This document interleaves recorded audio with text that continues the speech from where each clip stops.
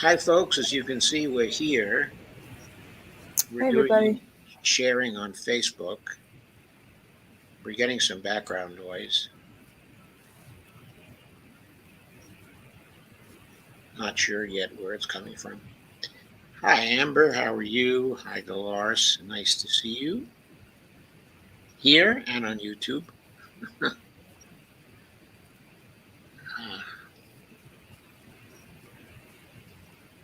okay.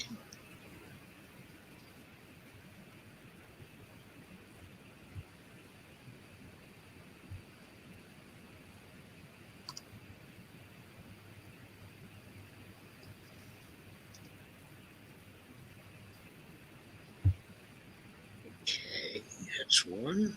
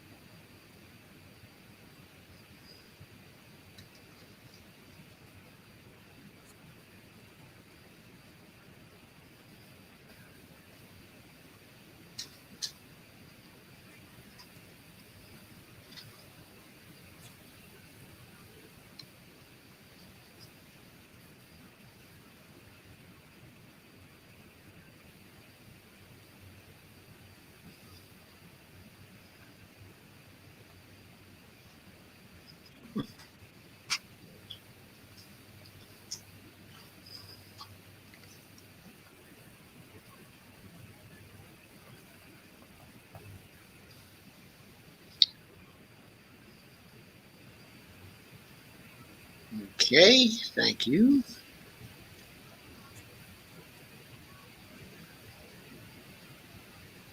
Still sounds like there's background noise. I'm not sure where it's coming from. Joe, I'm going to mute and see if that helps if I mute me. Yes, it does seem to help. It could be you've got Facebook on or something like that. Or something else that might have some sound attached to it. Okay, I think you can unmute now, though. Anyway, since we're just about all live. Do you still hear it? No. Okay. It seems to be gone now. Hello, everybody. How are you? How are you, Amber? How are you, Jeff Netton? Carmen says, hey, Lisa, Bonnie, and Joe, guests and friends. Lisa says, hello, everyone. Thank you for coming. Please remember to hit the like button. Oh, and the share and subscribe buttons also. Thank you. And Kay Ryan says, hi, all. Glad to see you. Okay. Very nice to see you again, Kay. I have to remember to edit my name here in Chrome because it is not the same as my name when I use Opera.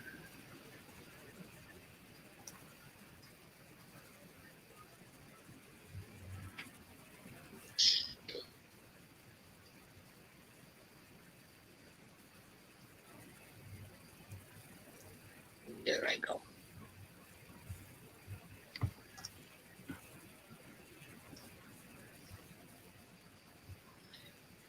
Okay, ready to go.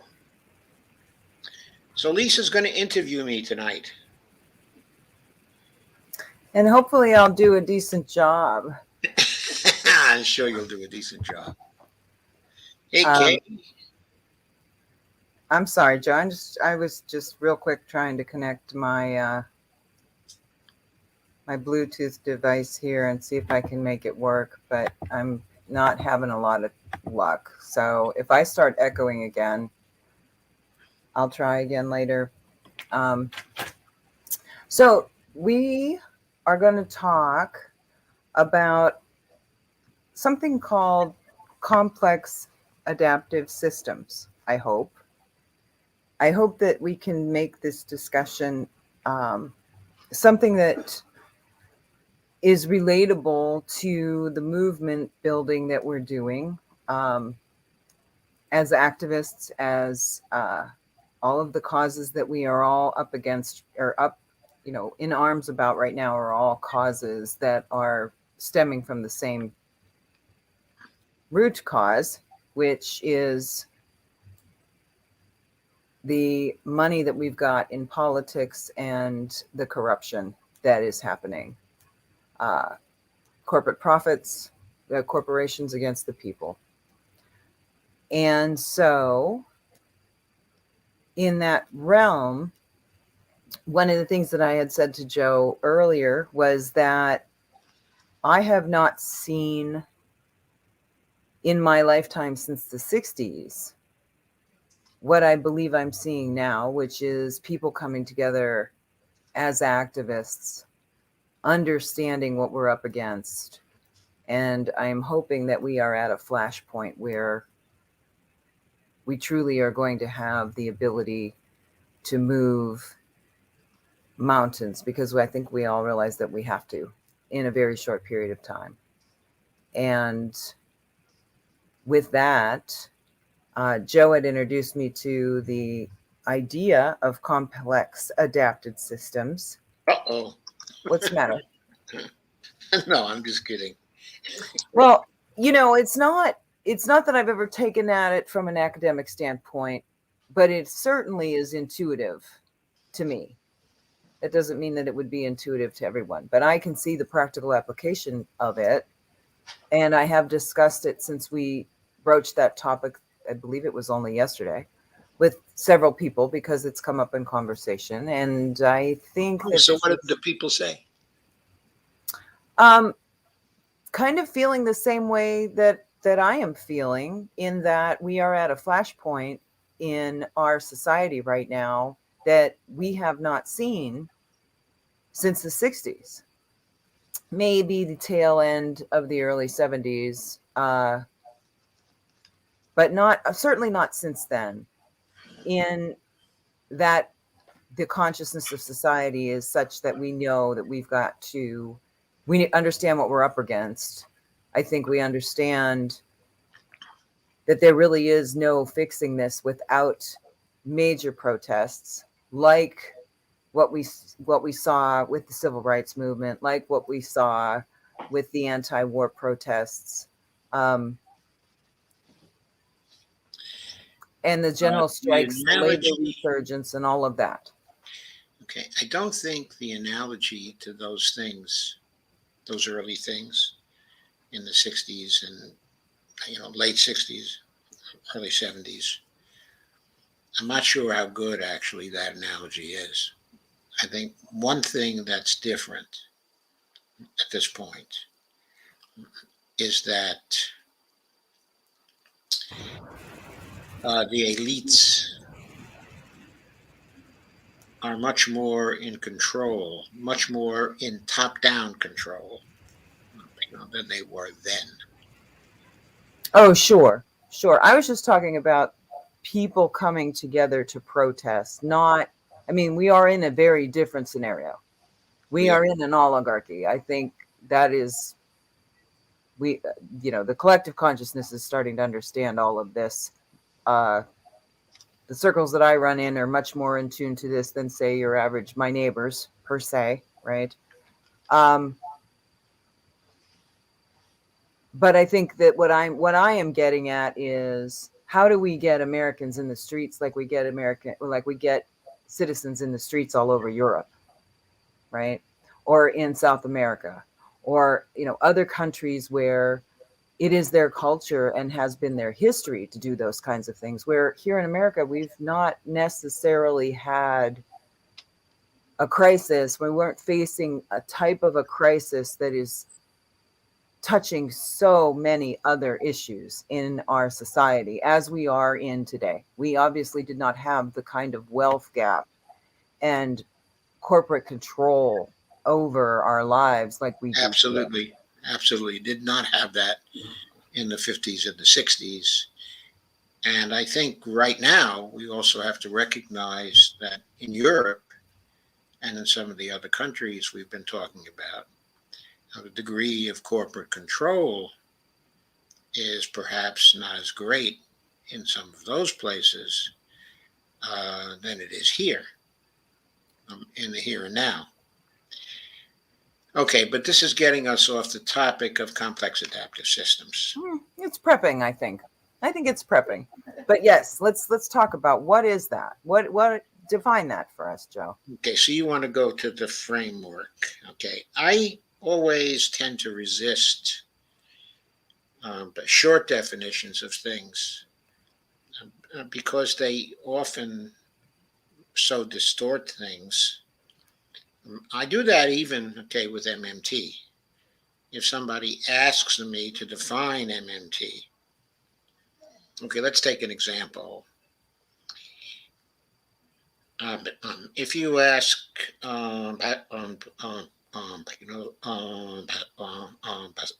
say Stephanie Kelton, to define MMT, she will give you a definition in maybe 3 sentences. Okay. It starts off conversation. It's, like an elevator speech, a classic kind, okay, of elevator speech. But it doesn't get you very far into understanding, okay, what MMT is. Okay, also, if you talk to Ramona Masacci, she can also give you a definition of MMT, which is very short, and it's a good definition. But it doesn't begin to give you a sense of the richness of the approach, the richness of the lens that you're beginning to learn about. Okay. So what I like to do is not to define things so much as to specify things, usually through a number, okay, of points. That tends to go beyond a short construct concerning a lens. It gets you more into the framework, okay, of something that's behind a definition. Okay, first thing I want to note is that complex adaptive systems is a development of general systems theory.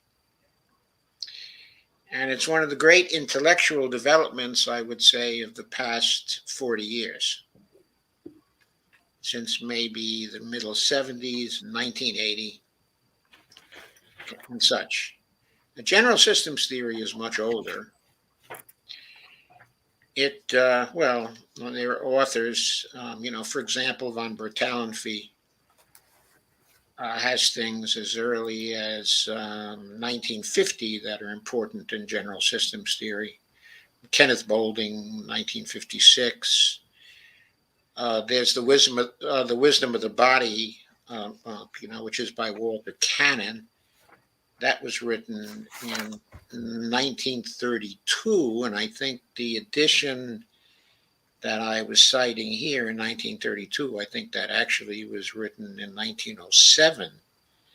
So general systems theory goes back, okay, a long way. It began to get really thick with literature and writing during the 1950s.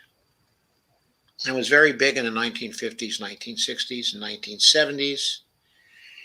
Lots of material in philosophy on it, and lots of material in organizational theory on it. There were biological perspectives that dealt with it. When complex adaptive systems theory really started, it was more concerned with dealing with systems that were fully alive. the major distinction in general systems theory was between closed systems and open systems, they were called. But the open systems approach did not really get into the complexity, of living systems or the complexity of social systems very deeply, or even the complexity of systems such as an anthill very deeply. But some literature started off about, let's say, 1980 by by Humberto Maturana and Francisco Varela, who published some key books in 1980 and 1987. And they were more concerned with living systems and with understanding different levels of complexity. I'm going from very simple systems, such as the atom, electrons, those kinds of things, and getting into the area of non-deterministic systems, such as urban areas, business firms, ant colonies, and human systems. These and other systems like them are built from autonomous actions, of agents. What's an agent? Well, it's not a spy or a secret agent or anything like that. It's just an entity that acts within the context of a system. And so it's the autonomous actions of agents whose interactions result in an emergent type, of integration. You can think of these systems that come out of the interactions of agents as integrates. They go through a process, of integration, and they become, an integrate. And what's that? It's a higher level agent or system than the original agents that interacted to form the integrate. Now, in complex adaptive systems theory, the integrates are referred to, as aggregates. Makes sense. Well, it didn't actually make sense because in sociology, there's a pre-existing use, of aggregate, and the aggregates in sociology refer to arithmetic summations of the lower level data. So I'm sure you've heard the expression, aggregate data. Sure. That's a term commonly used, in sociology for something that is in very sharp conflict with the idea, with the same term as used in complex adaptive systems theory. That's why I began to speak of them as integrates, instead of aggregates. Okay. Specifically, the term aggregation refers to computing an arithmetic value to be attributed to a variable used to describe a category based on values of an analogous variable attributable to individual members of that category. For example, the average income of individuals in the United States is such an aggregate value, as is average income of working women in democratic nations. However, these two examples of aggregation are different in an important respect. Individuals in the United States are not just a set named by a category. Instead, it's a set whose members also form a collective through the interaction of the members. Thus, average income can be viewed as an aggregate property of the collective, but not as the collective itself. It's something separate from the collective itself. On the other hand, working women in the United States do not form such a collective. Now, maybe the working women in the United States could all come together and form a collective, but right now they're an aggregate category of census data. Sure, they're a population. Yeah. Without specific attributes that can be applied to all. Without the specific attributes that can be applied to the whole. Yes. Yes. So you understand that. Very good. Mm-hmm. Probably because you have background in census data, very good background in census data. And stats and everything else. Yep. And in statistics as well. So then we have a common language. Okay. As a matter of fact, at one time I worked for the Census Bureau. Did you? For a few years. Yes, I did. No wonder I like you, Joe. These examples illustrate that use of aggregate in sociology and its use in caste theory are different. Okay, because indeed, an aggregate in complex adaptive systems theory, caste theory it's called, is a collective, quote unquote, in sociology. Well, an aggregate in sociology is a category that may or may not be associated with a collective in caste theory. So I didn't want to clarify that. Okay, so let me go away from that and talk about John Holland's work on complex adaptive systems. John Holland is or was a professor who worked at the University of Michigan for a very long time.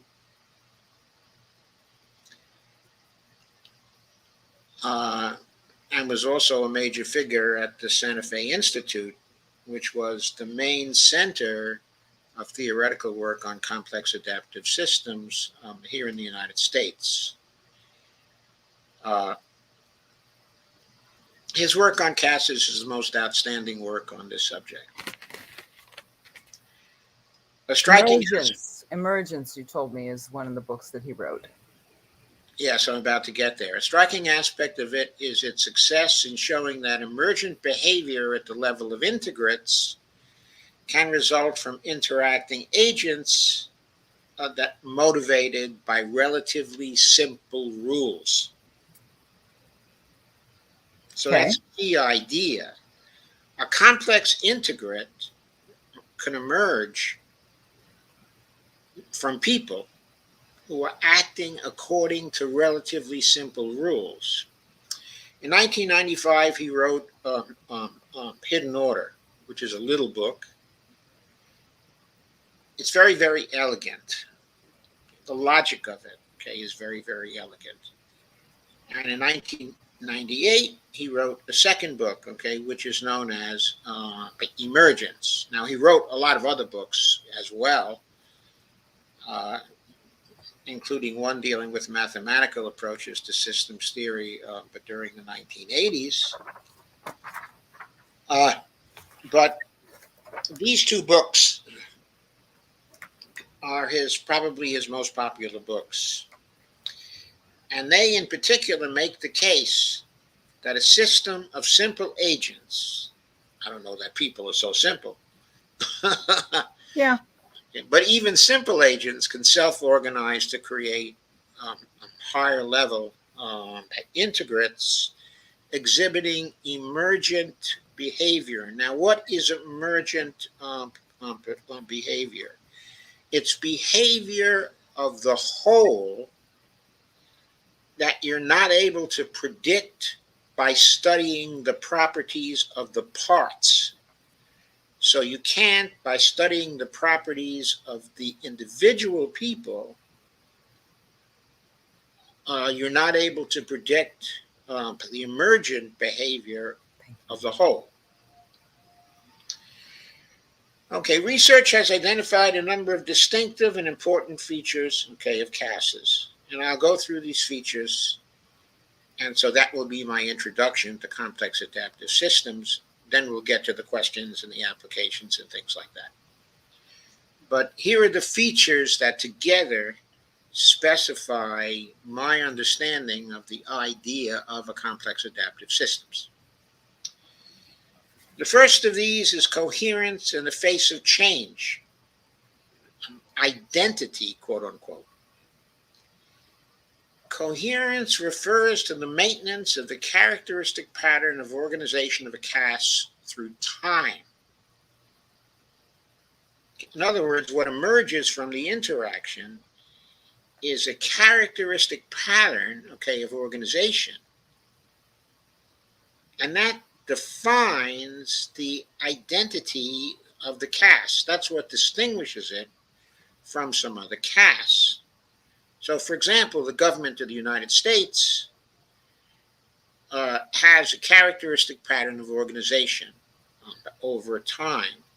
So if you recognize that pattern of organization, you can also recognize that's different from the government of states, the states comprising the United States, and also the other nations of the world, that are independent nations.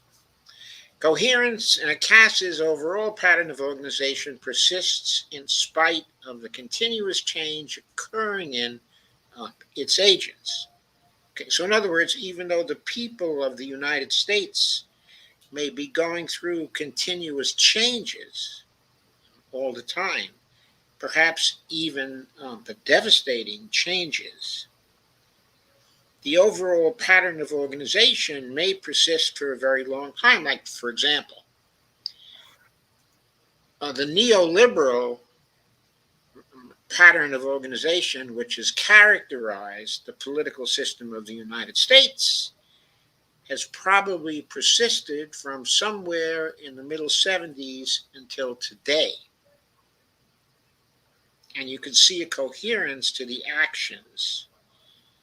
And the coherence involves all kinds of changes in the overall properties. The one that we regret most and are extremely familiar with is the developing gap in equality in the United States over this period of time, which is a product of the coherence in the overall pattern, of organization.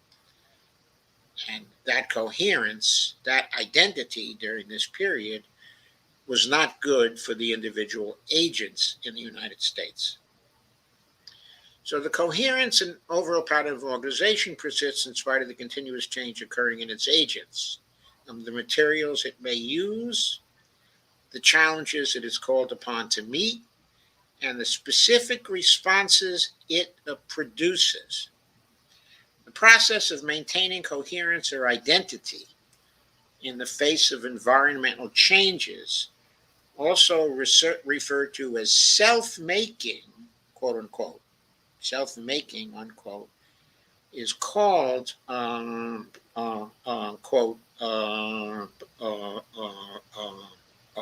autopoiesis, unquote, by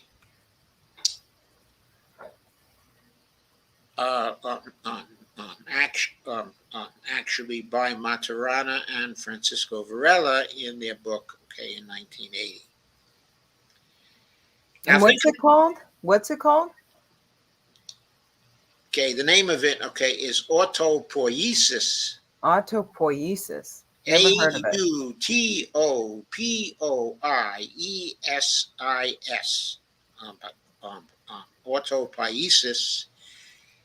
It's easier to understand when you think about self-making, when you think about the system involved actually making itself over time as it comes together, as it defines a characteristic pattern over time in relation to its environment. The system you're looking at makes itself. It defines its own stable pattern, which gives it the identity, that it has. Despite its inertia in its lack of being able to serve its agents well. Yes, of course, it may serve its agents sufficiently well that there's no total breakdown of the system. But that doesn't mean that the overall pattern, is good for its agents. What we've been seeing over the last 40 to 45 years is a continual worsening of the state of most of the individual agents inside the system. Going on, think of the changes occurring in any city and its commercial imports. The weather it experiences, the new people and personalities entering it, and the new historical events it must cope with. And yet the city maintains its identity over time. Its characteristic pattern and style of behavior remains constant. Think of the self and its identity. It is formed at an early age, and it persists through many years of diverse and not wholly predictable change into old age.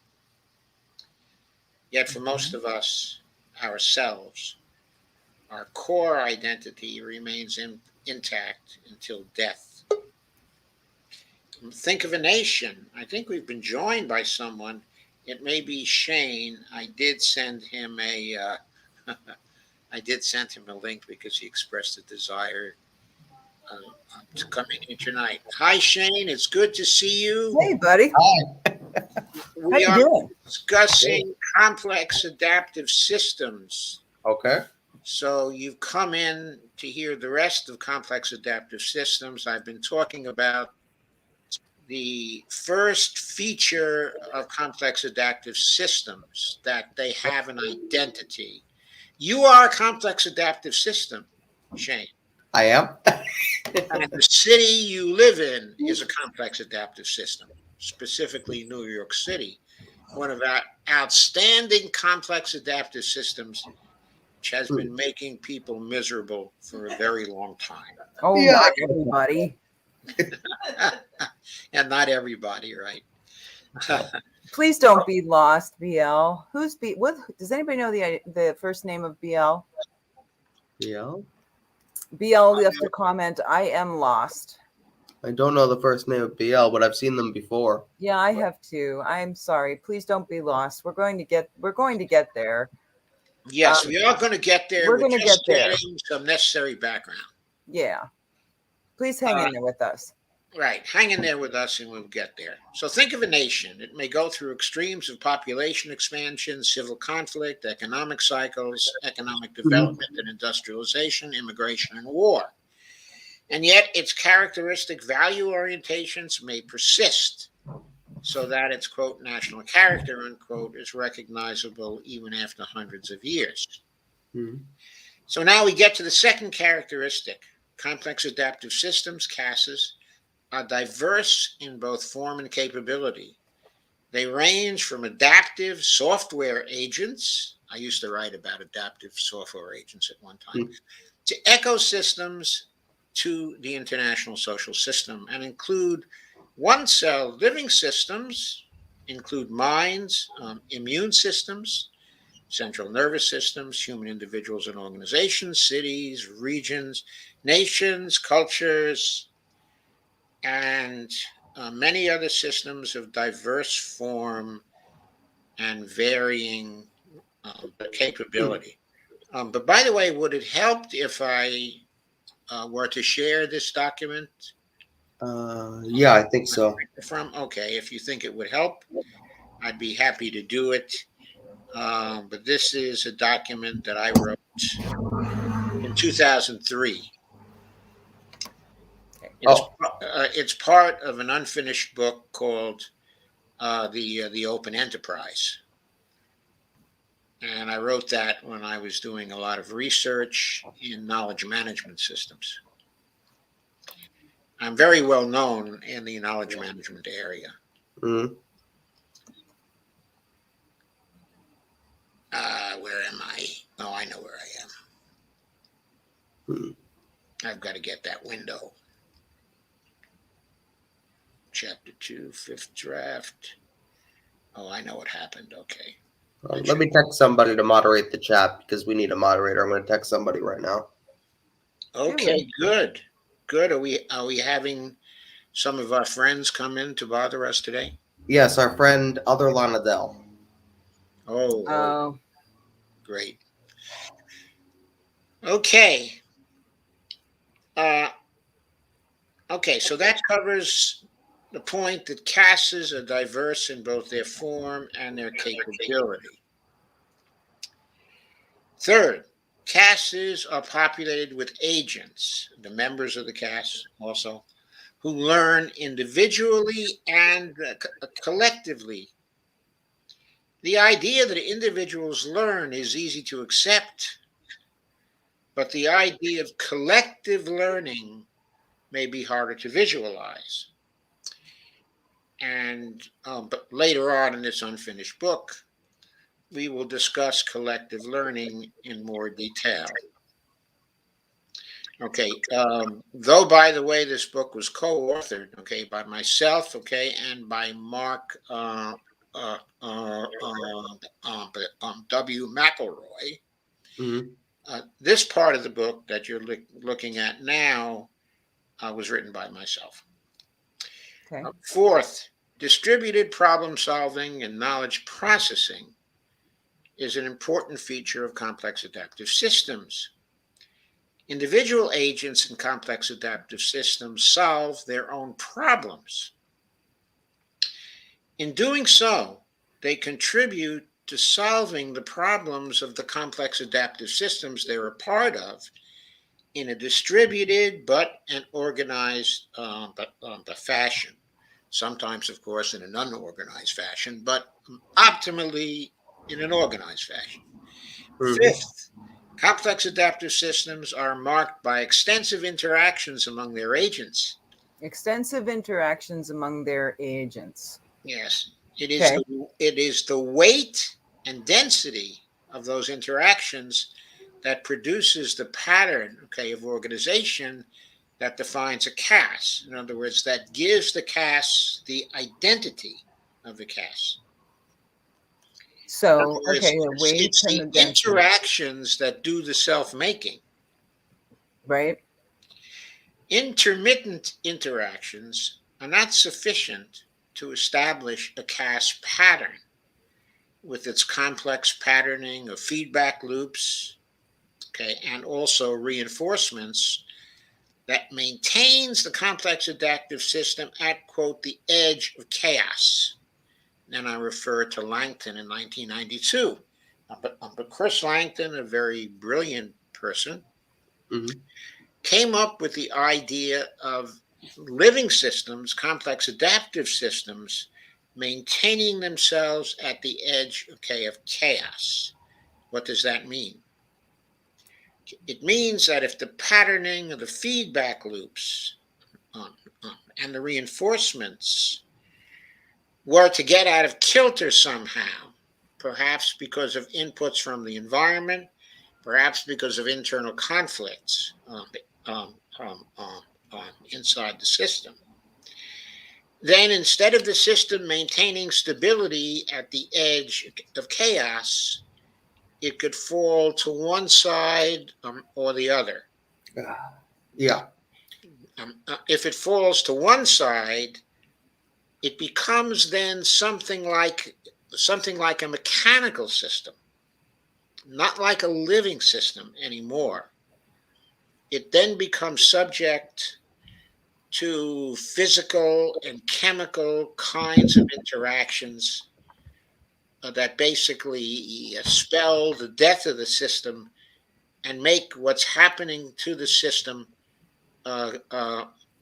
actually become entirely predictable. On the other side of the edge of chaos is chaos itself. It's the breakdown of the system. Okay, it's the ending of its characteristic pattern, the breakup of the identity of the system. So that's the fifth characteristic. Okay, it's dense, extensive interactions.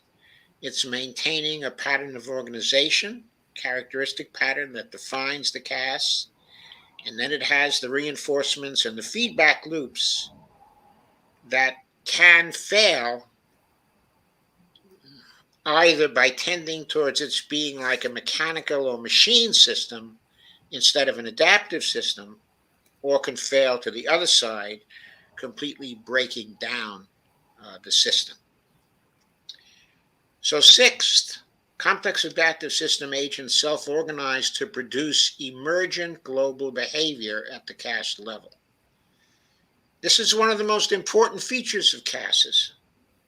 The key idea is that the agents comprising a caste act in accordance with their own purposes and motives in pursuit of their own goals, and that their actions produce self-organization without any centralized planning or control, and in a way that we cannot model successfully, resulting in the recognizable pattern of global organization that identifies the caste.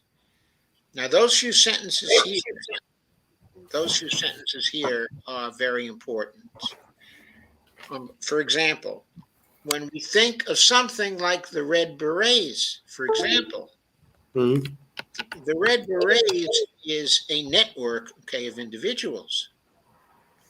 All the individuals are pursuing their own goals, but still the people involved are working together as they self-organize.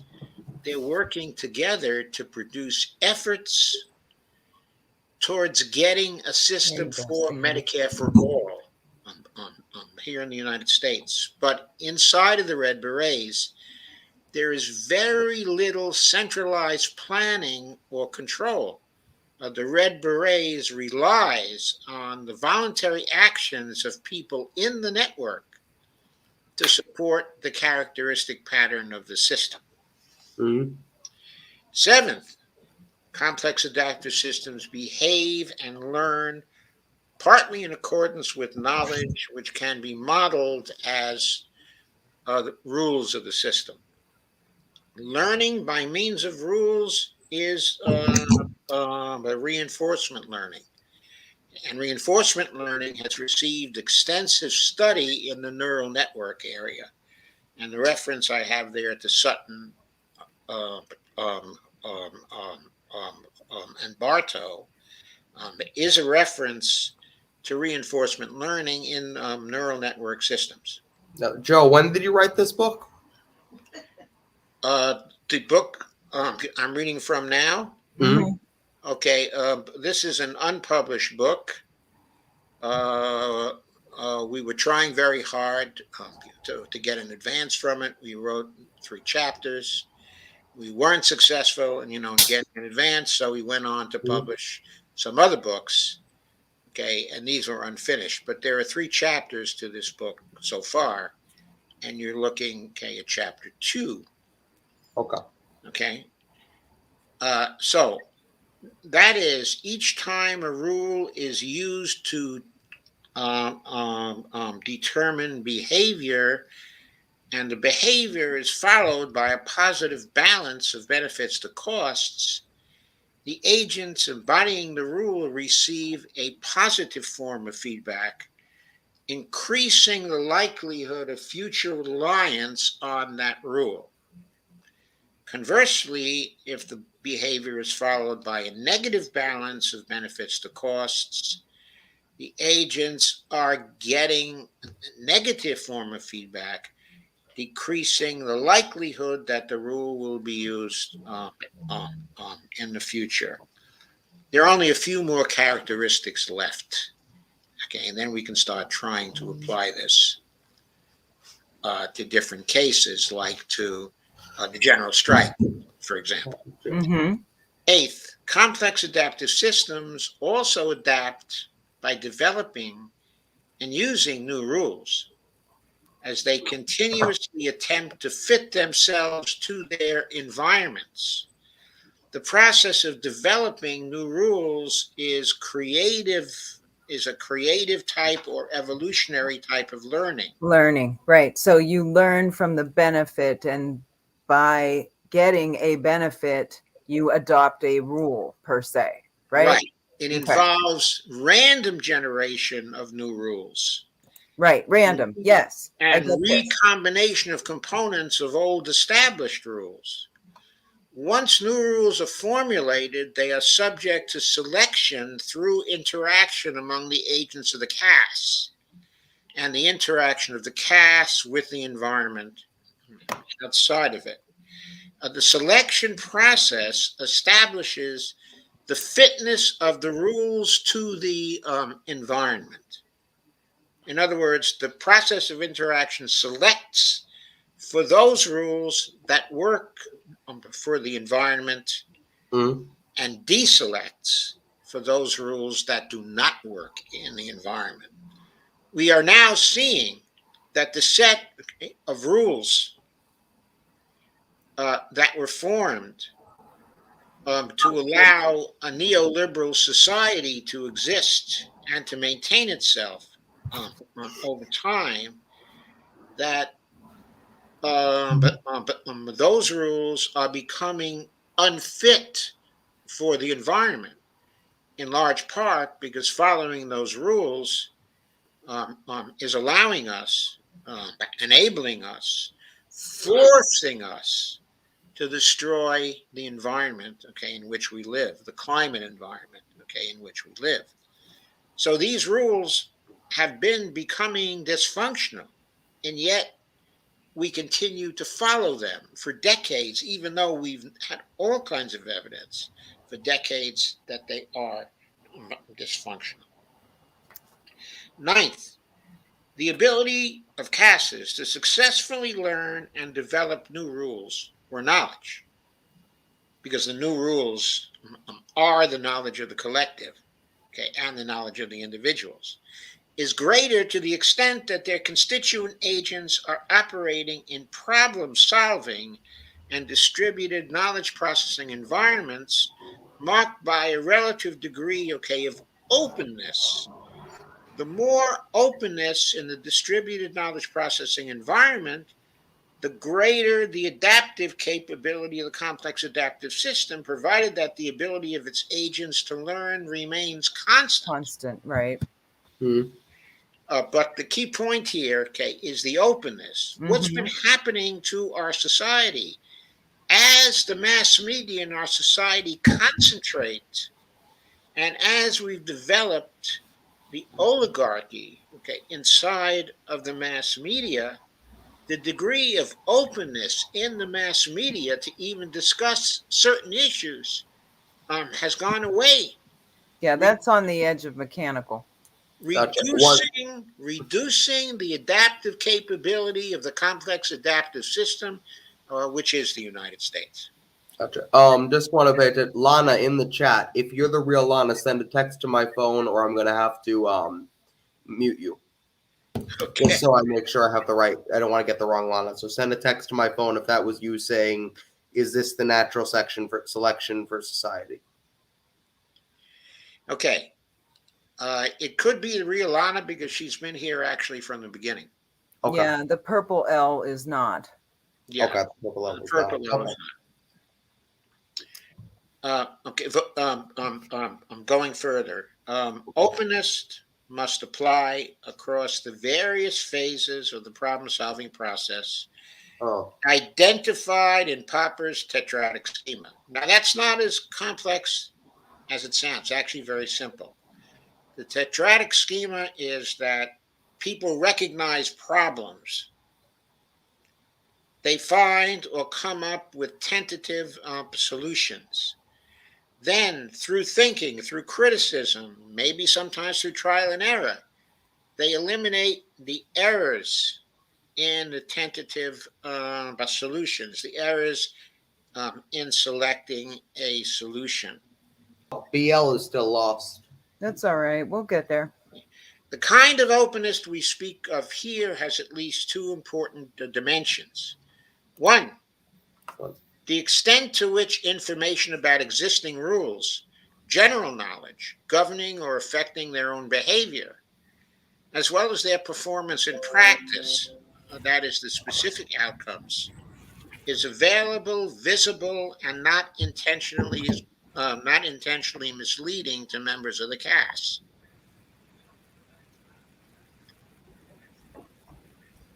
Okay, so I want to repeat that, make sure everybody understood. The extent to which information about existing rules, governing or affecting their behavior, as well as their performance in practice, the specific incomes, is available, visible, and not intentionally misleading to members of the caste. But what's been going on with the United States? What's been going on is that our elites are trying to hide the rules by which they operate, and they're also trying to give us misinformation concerning the specific outcomes. So that information is not available, is not entirely visible, and is intentionally misleading to the citizens of the United States. Yes, but Joe, let me just real quick, and maybe it's not the time to discuss it, but I do not consider myself a member of the neoliberal caste system that is in power right now, right? You're I'm not. being impacted by it, but I am not a member of it. You're a member of it in the sense that you're an agent, okay, that is interacting within it, and unfortunately, so am I, and so are we all. Okay, But aren't we forming our own caste right now? Because we are aware that the we certainly information are. is not flowing and not benefiting us. We certainly are. What we're trying to do is adapt to the things we see around us, and in our efforts, we are emerging. We are trying to emerge from the neoliberal system, and we are trying to create a new emergent system, which is not a neoliberal system, which serves people better. Got it. That is what's going on. These two patterns are fighting each other.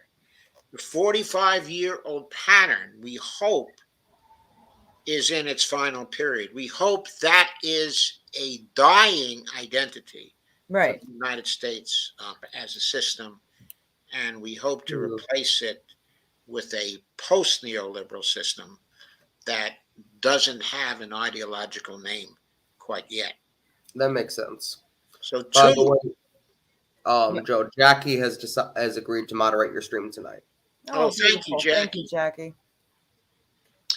So, 2, the extent exclusive of 1 to which the caste structure provides each of its members an environmental resources / constraints pattern necessary for it to optimally perform autonomous, distributed knowledge processing, distributed problem solving and knowledge processing, and in this way to contribute to the collective learning processes of the integrate, in other words, of the whole, of the United States, in terms of of what we've been talking about.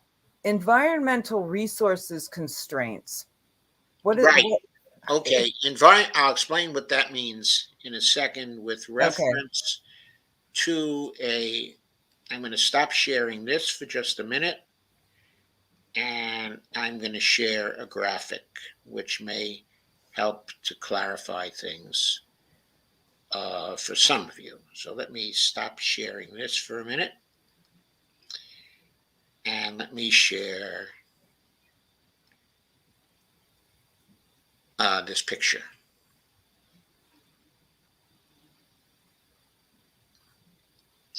So this is from a document called A Brief Introduction to KMCI and its Conceptual Frameworks for KM Practitioners. And this is just a graphic from that. This is an organizational complex adaptive system network with agents. The agents, of course, are people, but there's more than people involved in some of the agents. These days, there may be some AIs that are interacting, with the human beings as well. Mm-hmm. As we move into the future, this is even more going to be the case. But, at the top of the diagram, we have the inputs to the CAS. And then we have the network that actually constitutes the complex adaptive system, the CAS. Now, where do the inputs to the CAS come from? They come from the individuals, okay, that make it up. In the lower portion of the diagram, we have a person. What impacts on the person? The social conditions which the caste functions in, the cultural conditions, the geographic conditions, including, of course, the climate conditions, okay, and the economic conditions as well. They impact on the individual. The agent, yep. The agent. Okay, and what you get out of this interaction is you get desired transactions and desired social ecology and decisions, but those come out of the interaction with the mind, values, memory, attitudes, goals, and situational orientations. Situational orientations, just what we think at the moment. Our opinions, our perceptions, okay, of the moment. The values, okay, and the attitudes are higher level psychological constructs. And the goals are higher level psychological constructs also. So you have the interactions of those aspects of psychology that produce the desired transaction and the desired social ecology that give you the decisions and the outgoing transactions from the individual to the other agents in the caste. So you see the arrow going from there into the network, and then the outgoing transactions to the bottom. The outgoing transactions have an impact on the social ecology surrounding the actor. And so that gives you impacts on the actor. Of course, the whole thing is circular, except for the fact that since the actor is a complex adaptive system himself, okay, or herself, okay, as the case may be, itself, in case it's in case one has some kind of AI, that actor has the capacity to learn, has the capacity to be creative. And the creation is not wholly determined by the transactions with others or wholly determined by the ecological conditions. In part, okay, it involves the functioning of the actor as a complex adaptive system. I should say the functioning of the agent, okay, as a complex adaptive system. Okay, so I hope that picture kind of clarifies what we're talking about there. I'll stop sharing that, okay, and finish up with the, I'll finish up with what I was saying about the cast. So let me share that again. Back to the book, you mean? Yeah, back to the book. If I can figure out how to do that again, I think I can. Okay, so share the screen. Get into this. Yeah. Oh, that's not it. What? Oh, I know what's going on. The book is there. Okay, so the first form of openness we just discussed is internal transparency. It's the availability and accessibility of information across the cache agents that are making up the system. Okay, so you'll notice that in most of our systems, we don't have perfect internal transparency. Far from it. And very often we're complaining about that. We're complaining about that, for example, inside of the M for all group. For example, there's not a great deal of internal transparency in relation to their participation in the movement. There's not a great deal of external transparency either. Yeah, I mean, we can go into all kinds of organizations. I mean, OR is in the same situation. The federal government is in the same situation. And I don't mean in any other form, but, well, let's just say that the Senate and the House operations, pigeonholing bills, doing things that don't make a lot of sense, no transparency there. But it correct me if I'm wrong, Joe, but if you lose transparency and you lose openness, you've broken the cast. If you completely use it, you have broken the cast. Yes. So it's broken. Lose it. Woohoo! We broke it. Okay, go ahead. Keep going. Okay. Well, I'm not sure we entirely broke it because there still is. Oh, Joe, it's broken. It is entirely broken. Come I think it's pretty much draw broken. the conclusion, Joe. It is broken. Okay. So the second form of openness, is epistemic inclusiveness. This is when the cast actually enables autonomous distributed knowledge processing across the agents. Both forms of openness are always found in high-performance adaptive systems. Yeah, and that's why we can't perform.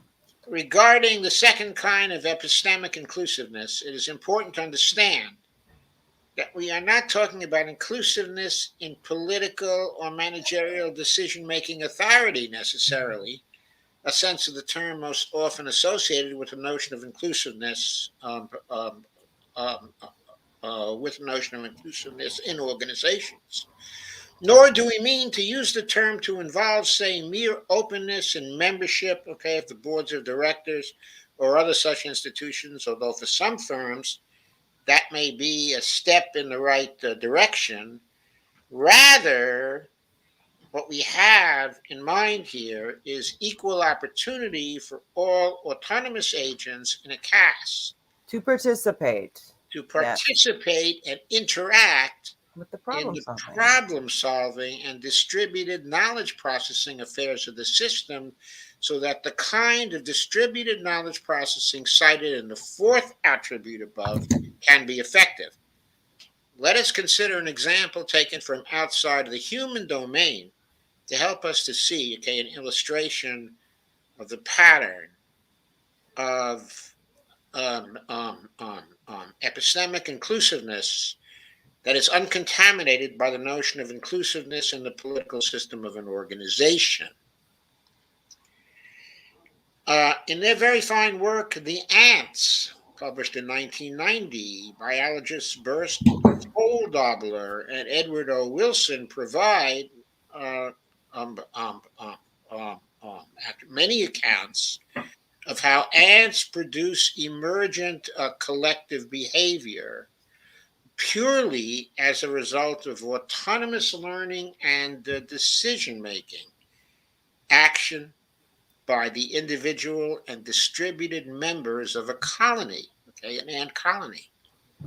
As individuals and colonies learn by performing random search behavior occasionally, followed by discovery of new food sources, they communicate their knowledge to other members of the system by secreting semiochemicals known as pheromones as they return from the new food source to the ant colony. Parenthetically, a seriochemical is any chemical used in communication. That was from page 227 of that book. As individuals within a colony come into contact with one another's pheromone messages, Their individual level behaviors adjust in response. That is, they follow the pheromone trails rather than engaging in random search behavior. As each individual uses the knowledge embodied in the pheromone trails, group level behaviors emerge of a seemingly controlled and coherent kind. Holdobler and Wilson describe the bottom up control system in ant colonies as, quote, dense hierarchies in the following way. Quote, the colony is dense in the sense that each individual insect is likely to communicate with any other. With any other. Yes. Okay. Groups of workers specialize as castes of particular tasks, and their activities are subordinated to the needs of the whole colony. They do not act by a chain of command independent of the other groups of workers, however. They're open at all times to influence by most or all the membership of the colony. An ant colony thus differs in basic organization from the partitioned hierarchies of human armies and factories in which instructions flow down in parallel, that probably should have said, independent groups of members through two or more levels of command. The colony is also a hierarchy, a hierarchy-like system of two or more levels of unit with activities in the lower units feeding back to influence the higher levels. Thus, ant colonies illustrate, and now I'm going back to myself, illustrate native castes that rely on distributed knowledge processing informed by the individual experiences of their members, and global behaviors at the level of whole systems determined as a consequence of information flow among these members. There is no centralized planning or control producing collective behavior in such systems. All ant individuals are involved in making contributions to collective learning in that their individually created knowledge contributes to the pattern of collective knowledge reflected in changed behavioral predispositions of the ant colony and in the pattern of pheromone trails emerging at the level of the collective. Knowledge at the group, caste, or organizational level is entirely distributed or bottom up in terms of its origin, as is the learning that produces it. So that's a very important point. That something as simple as an anthill, when it comes to collecting knowledge and solving problems and distributing knowledge, that is coming from the bottom up to the top, not coming from the top on down. Is there any actual organization in reality that you would compare the anthill to at this point? Human systems, no. Human systems probably should not be like anthills. But what characterizes a human system is much more loose coupling of the communications and a much greater tendency for the individuals in human systems to want to overthrow the complex adaptive pattern, systems pattern. But formal organizations are complex adaptive systems. This is clear, since they're comprised of autonomous individuals and semi-autonomous groups and communities that both self-organize and produce knowledge in a distributed manner. They produce emergent behavior through self-organization of agents in their own attempts to achieve goals. And they produce the shared context in which their human agents produce collective knowledge of the organization. Organizations produce knowledge in order to improve operating performance. In particular, they produce knowledge in the course of solving problems in order to improve their chance of success and survival in highly competitive environments, such as businesses and markets.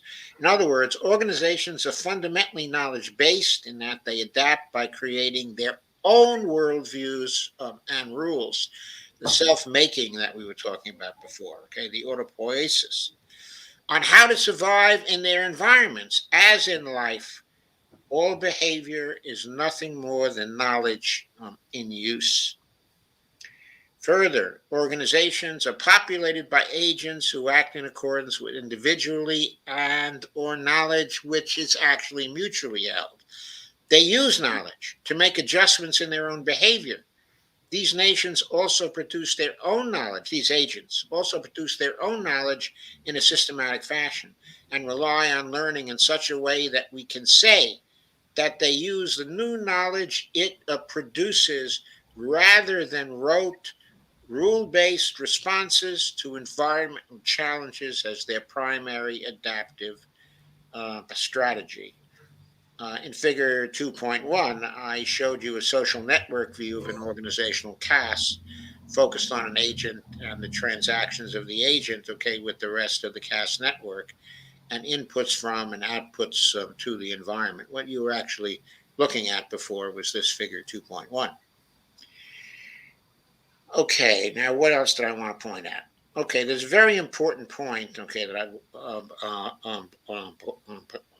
wanted to point out, but I don't want to go further, okay, in reading this.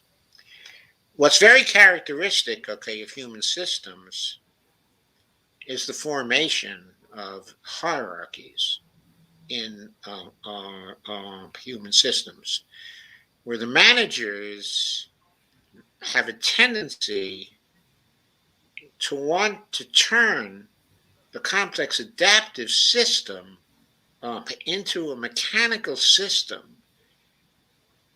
by overusing command and control processes, command and control types, okay, of interventions, okay, in human systems.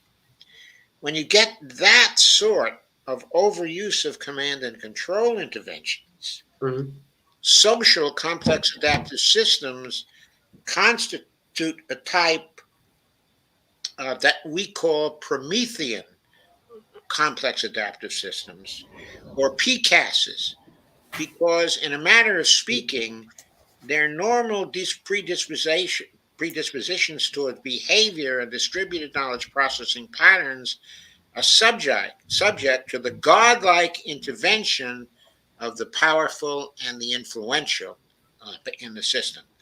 That is what we've been seeing happen to the United States, especially with respect to the deep state, the interventions of the deep state, and what the federal government tries to do in shaping behavior inside of the rest of the system. I'm not trying to say the federal government is always doing bad things, okay, or anything like that. I think what I am saying is that as things tend to get more and more out of control because of the application of the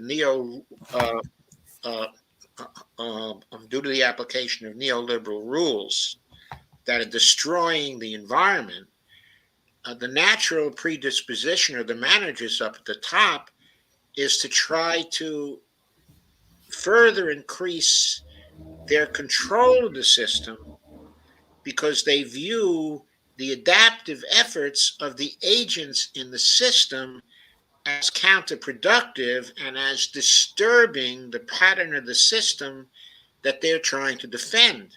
But in doing that, what they're really doing is blocking the adaptation of the system. Right. They're It's not destroying adapting. the self-organizing behavior. They're destroying the knowledge structures in organizations, okay, in enterprises, and in the bureaucracy itself, because they're not allowing people inside of the bureaucracy to adapt to conditions that they encounter on the ground in trying to implement the laws, okay, and rules of the political system. And part of that is because it's become a closed system, right? It's because they're trying to make it a closed system because they're trying to manage what they see as chaos because more and more things are getting out of control.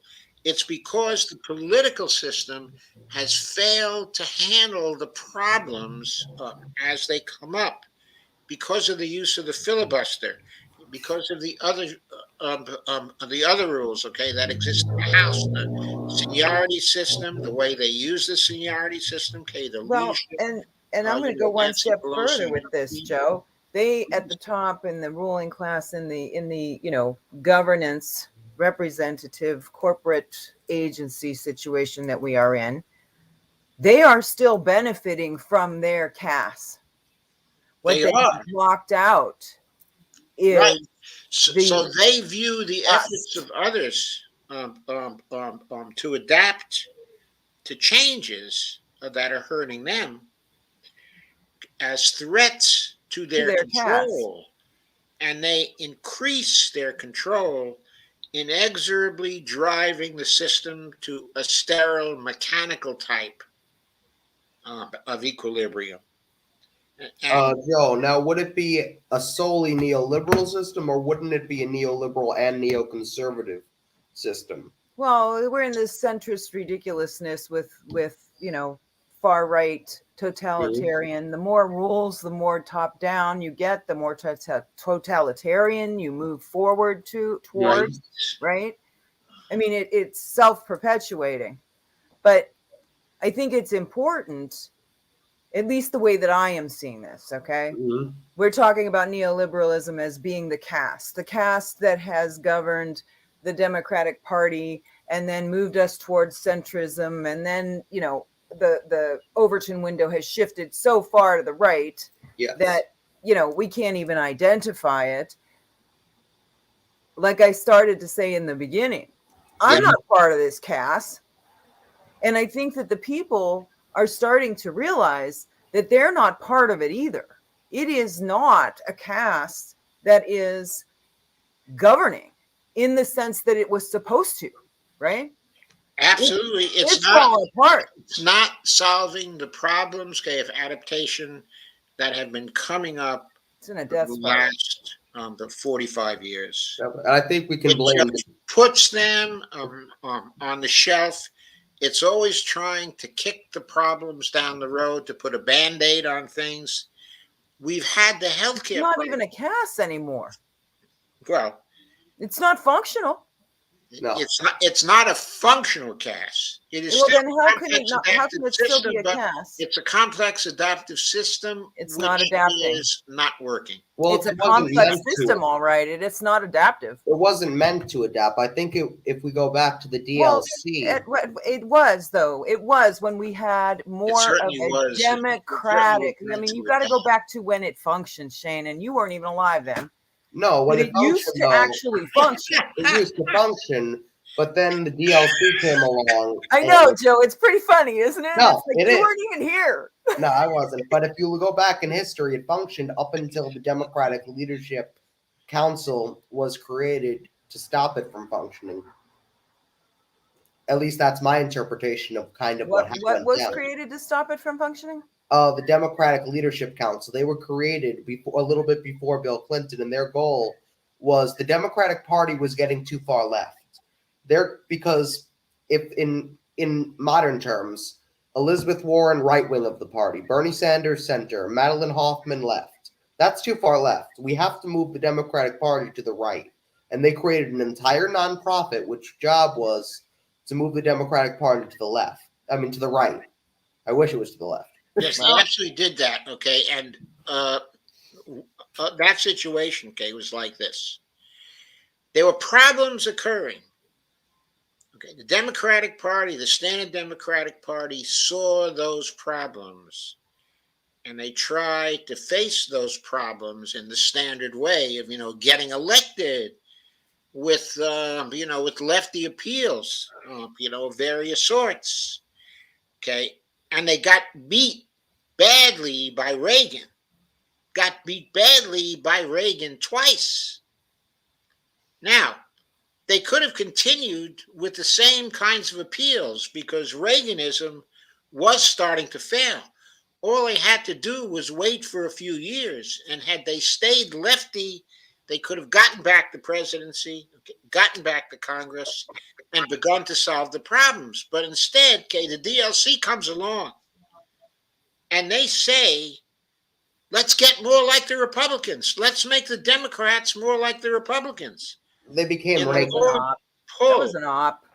in the long pull, that was a very dysfunctional response for the United States political system.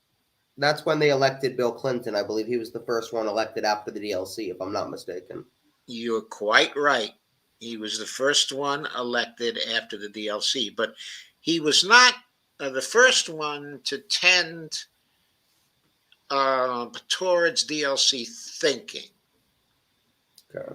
In other words, probably the first one to tend towards that kind of thinking in certain ways was probably Jimmy Carter. Mm. Okay, but even after that, there were movements toward the center by Mondale, in the 1984 election.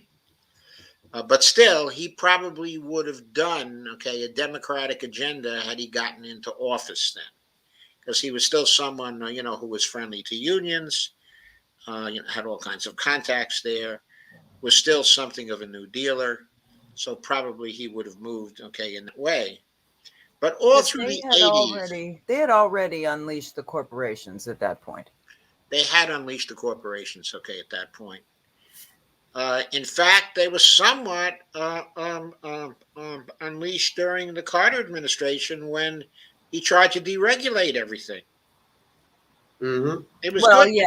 Yeah. It was good to deregulate certain things like the natural gas industry, but he deregulated a whole lot else. I think the party pre-DLC is gone forever. I don't think it's ever coming back. That Democratic Party, I think it's gone at this point. We're never going to see it again. I think that we all are starting to come to the realization and coming out of the cognitive dissonance that it has caused everyone, that we have to do away with this ridiculousness, right? We cannot. What do they think they're going to do? Run another president? Do you think anybody's going to believe any of the promises that anybody makes after this natural disaster that they've managed to accomplish over the last 11 months? No one's going to believe them. No one. Right? To the point where we're at this place where, hey, all of you lefties, all of you, people of color, the black and brown people, everybody, all of you people who are disenfranchised and poor, you got to vote for us anyway, right? So what did people do? They did it. They held their nose. We were in a pandemic. Things were falling apart all over the place. We all couldn't stand it. But for, whatever reason, here you go. They elect Joe Biden, right? Mm-hmm. And then the black leaders come together. 2022, they're not going to do it again. No, people aren't going to vote. And if they think they're going to, I got news for you. They're not. Because they are at this place where you've done this to us too many times. You tell us. And we no longer believe anything you nope, say. We don't believe a goddamn thing you say. You're a bunch of liars. And the only thing we have is to withhold our votes to teach y'all a lesson. Yeah, right. We're sick of electoralism. And by the way, we know you're a bunch of liars because you're breaking every promise that Joe Biden made in the campaign.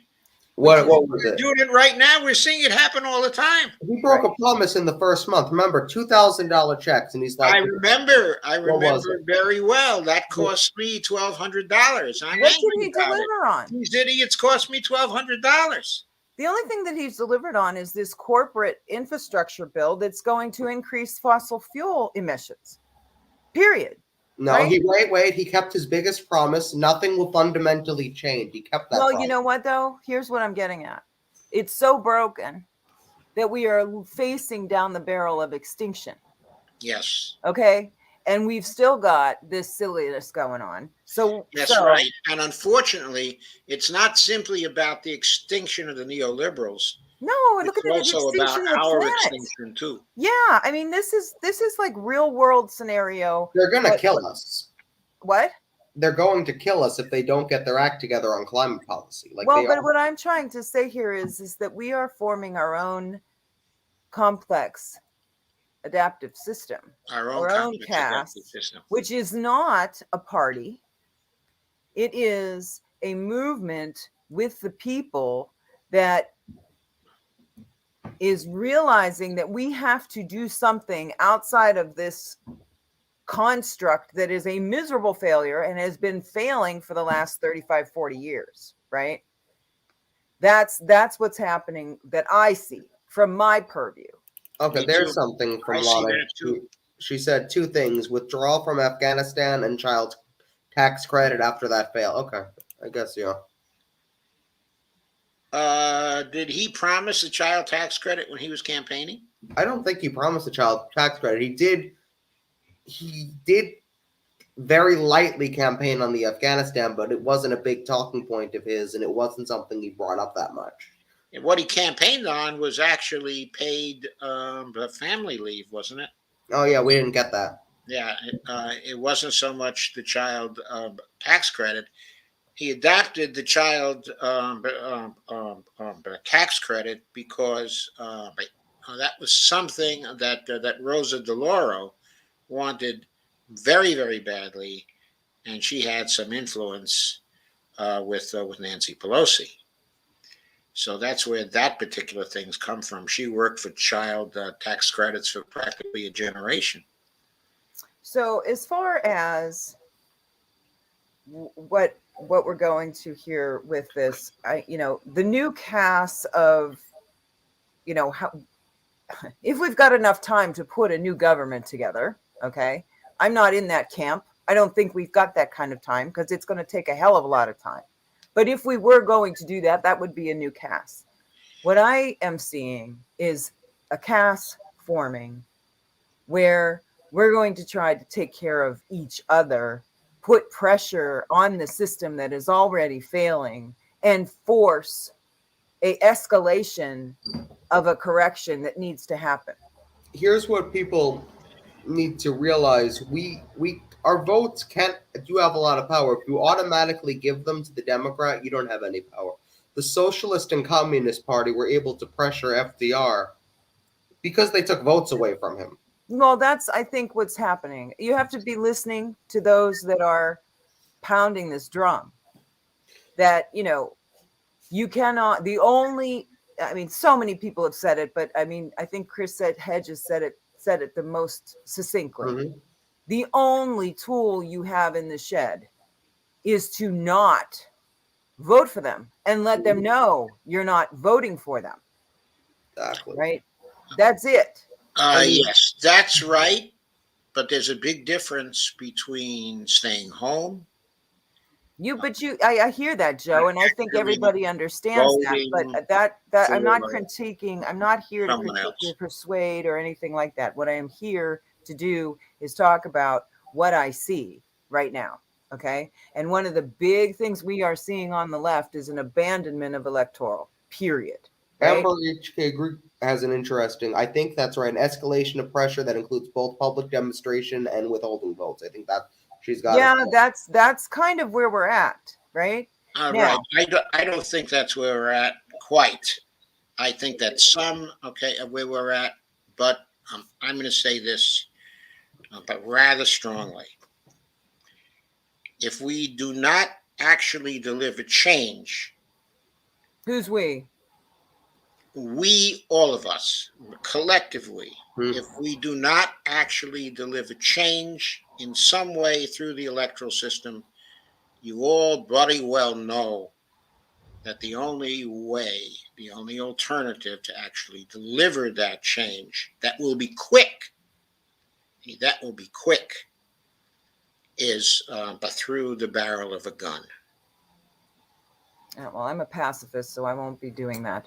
So you won't be doing that. But no, I won't.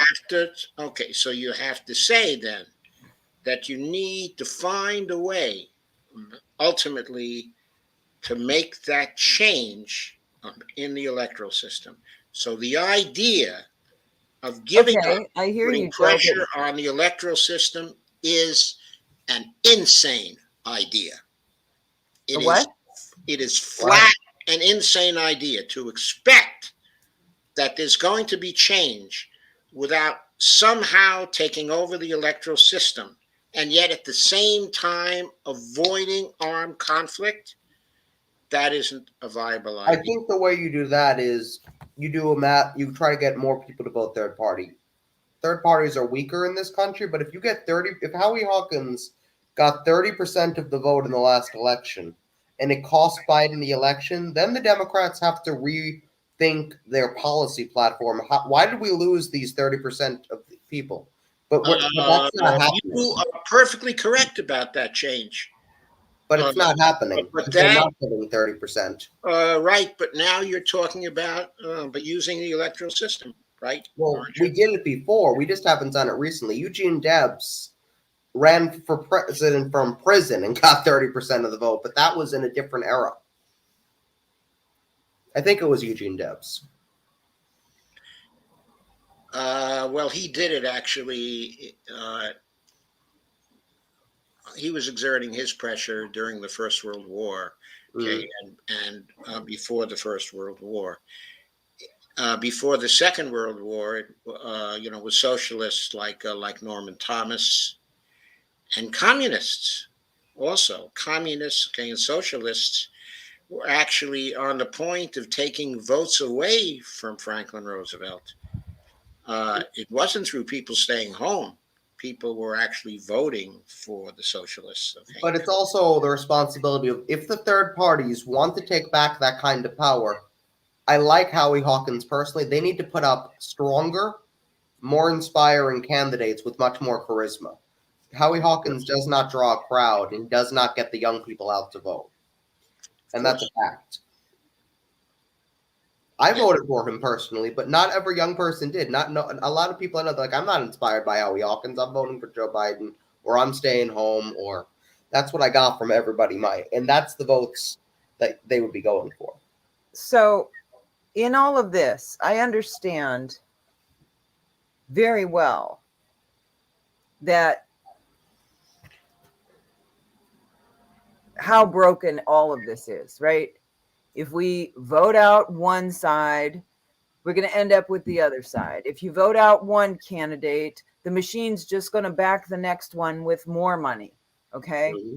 And that's what we're hearing from people is, what's the damn point, right? What's the damn point? And I'm not here to condone any of it, all right?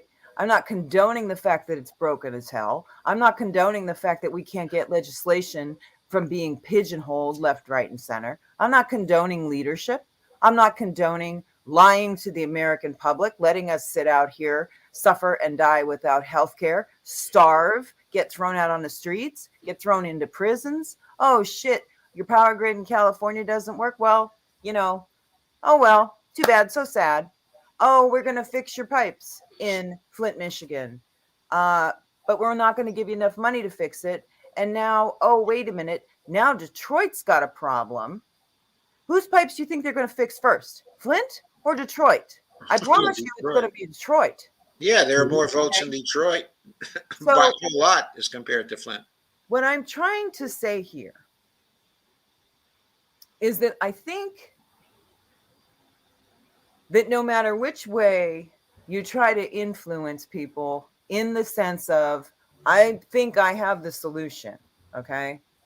Where we're at with the disintegration of the rot, okay, of all of this, is this place where somebody makes a suggestion and, I start thinking about it and I think to myself, well, that probably may have really made a lot of sense 10, 15 years ago. That might have actually worked. But right now, where we're sitting, I can spin out all kinds of scenarios and I can't honestly give you a probability of which one's going to occur because it's all that bad. Yes. It's all And that bad. I completely agree with We're that. stuck. Yeah, No. we're kind of We stuck. have a very uncertain system, okay, at this point, and we have to think in terms of actually likelihoods as opposed to probability. They're the same Cannot thing, Joe. be, no, they're not the same thing. Okay, They're tell the me same. how you see it that way. Because you're talking about voters in districts. There's no way that all of these districts line up the same. You can't line them up the same. Yeah, It doesn't work that I'm way. not saying they line up the same. I am making a point that in terms of mathematics, probabilities and likelihoods, okay, are different. In fact, likelihoods are the opposite, okay, of probabilities, actually. Okay. One can have a low probability and a very high likelihood that something, okay, is going to happen. Okay, but I don't think this is the time to get into the complexities, okay, of that point. However, what I would like to do, okay, is to go back to general strikes and talk about complex adaptive systems There in you go. relation to general strikes. Mm-hmm. Okay, since that is, I think, what we started out to do at first. Yes, and we digressed. Right, and we digressed. So it's time to get back to general strikes. Oh, Okay. who is the reporter who's doing all that reporting on the general strikes? There's Jonah someone- Furman. Jonah Furman. Gotcha. And he also writes, or he writes in. There's a paper that comes out called Strike Notes that captures all of it, and it's Strike Notes out on our Strike Notes or Labor Notes. I think it's Strike Notes. And there is a gentleman whose last name is Leone. I cannot remember his first name, that writes the Strike Notes. But those two are like, they're the big two that you want to follow if you want to know about what's going on with these strikes. Gotcha. They summarize. He's a great summation. They grab all at the beginning or the end of the week. He will surmise, who are where is the UAW strikes?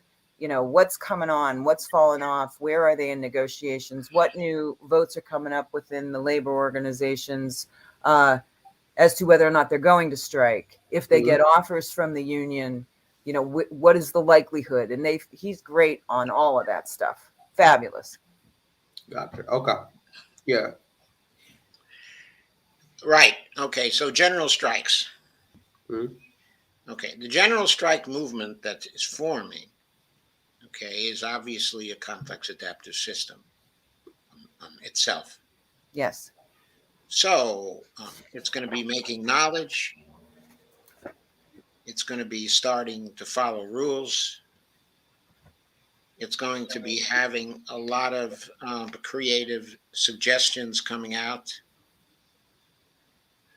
It's going to be more adaptive the more inclusive it is, and also the more transparent, okay, it is.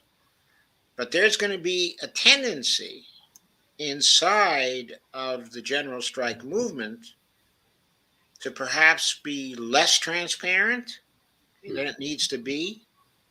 Why would that be? What makes you say that? Yeah. What makes me say that is because some of the people involved in the movement are not entirely transparent right now. In the general strike movement? Okay, I don't want to talk about the details of the general strike movement because, to be clear, I really don't know that much about the persons who were involved in the general strike movement. Okay. But some of the people who are currently being wrapped into the movement and who are activists themselves, okay, in various areas, are not entirely transparent. Well, yeah, that's the Okay, nature of the beast. and I Yeah. don't know that the people forming the general strike movement are going to pay much attention to the degree of transparency that actually exists in that movement. I'm just saying this is something to watch out for. Well, yeah, it's always something to watch Because out the for. lesser the amount of transparency, the worse environment it will be for people to learn and to be creative in doing the things they need to do to make the movement, okay, a successful movement. Let me just ask, what specific transparency would you like to see that you're not seeing? I would like to see everybody be transparent. And, I would like to see the major agents inside of the movement, the major decision makers, okay, inside of the movement, being very open about who they are, okay, and what they think, and also to be communicating that as widely as they possibly can. So, like Other participants in the movement need access to that kind of knowledge. I'm kind of in this space, Joe, honestly, where there are many, many more transparent actors here than there are not. And I really truly believe that the non-transparency is a death wish and it will consume. And we're not, I would like to, I mean, there was a time in this where I thought that was going to be a problem, but quite honestly, what I'm seeing now, what's rising up here is incredibly transparent. So, I'm not as worried about that, because I think what's coming right now, Joe, is everybody realizes there's a sense of urgency here, and we don't have time for bad actors, period. Okay, well, that's very good. I hope it continues in that vein. And the other point, of course, is epistemic inclusiveness when it comes to solving problems, which the movement is certainly going to encounter. And then there's another question which has to be addressed. Epistemic. I'm sorry, Joe. What is epistemic exactly? Okay, it refers to participation in the making, okay, of knowledge. Participation in the making. Right, participation, okay, in the it's distributed learning and participation, okay, in knowledge making that can then be used by the whole movement. Okay. Okay, now you can't get distributed knowledge processing when you don't have transparency. Okay, because the people, the agents in the system aren't able to work on the problems if they don't know the problems exist. Yeah. Okay, so those two things, okay, are closely interconnected. And you know what else? Those systems that weren't transparent in the past, I think they were allowed to flourish to some degree, varying levels of degree, because people didn't really care. But now everybody's starting to care, because everybody realizes what a mess we're in, and we're running out of time, right? Yep. So, like I said before, when you no longer have that knowledge flow, that transparency, right? In my opinion, you no longer have a complex adapted system. You've got something else, and it's going to wither on the vine, right? Because what's going to happen is that people will leave that, right? People are starting to pay attention because they want to start plugging in, and they're starting to plug in, and they're going, this shit stinks. I'm going to go find something else. And that's what I see happening, because I'm tied into a lot, right? Right. And I'm the okay, so side. The other question which I want to raise for you is the question of, yes, the general strike movement, okay, is going to be a movement, but is the general strike movement, is it actually a part of a larger movement? Yes, it is. Specifically, the protest movement. Does it recognize, okay, that it's a part of the protest movement? Does it recognize that there are various ways? There are various ways of protesting and various forms, okay, of protesting. And I have faith. Is it prepared to fight on all fronts? That is the question I want to present to you. There are several general strike advocacy groups that I have seen over the last several months, all of them to varying degrees of organization, organized, right? Or getting organized. The one thing that is very exciting to me is the way that Fred Hampton is having this general strike summit, where they are being very inclusive with activists that they know of and have worked with and, heard about, and inviting all of those activists in to come to that summit and speak to who they are, what their expertise is, what they're doing, blah, blah, blah. I am going to be glued to that summit for those 3 days And because are you speaking? I'm in a forum. Yes. Yeah. Yes. She's speaking. I'm in a forum. Because I'm a big Fred Hampton lefty. I love them. I think they're phenomenal. Okay. Like phenomenal. I've learned so much from them. They have opened up my eyes with love, hope, phenomenal intelligence, empathy, interpersonal relating, being humble, being honest. I cannot say enough about them. And I'm a 56-year-old white woman. Okay. So that I would hope that impresses upon people how much reverence I have for them. I have not seen them let me down. Okay. But I'm looking at them as, where I'm coming from as a movement builder, what I hope to see with activism. I think out of what they are bringing together is going to come a direction that's going to have buy-in. It's going to have consideration. I'm sure that, they have always delved into knowledge, academia, applied knowledge. They're phenomenal human beings. So what I think is going to come out of this is some real buy-in and knowledge-based understanding of where are we now? Where do we got to get to? And I have every faith in that organization and who they're bringing together, that they're going to be able to move in the right direction. We're all going to see it. They're not having, we're all coming in, we're all going to talk, and we're going to see through all of this and see what happens on the other end. But I have all kinds of faith in them, and I'm really excited about it. When is General Strike? Okay, the General Strike is happening. Summit. It's just a summit to talk about how do we do a general strike, because it's not something that you decide tomorrow you're going to do a general strike and it's going to go for a month. It's that you can't do it that way. No, and we saw, I think there was an organization that tried that. Yeah, I don't know, but I have all kinds of faith that this is going to work. We're supposed to have, there was the October 15th one that didn't really go too far. No, that was the day where you weren't supposed to go to work and you weren't supposed to buy anything, right?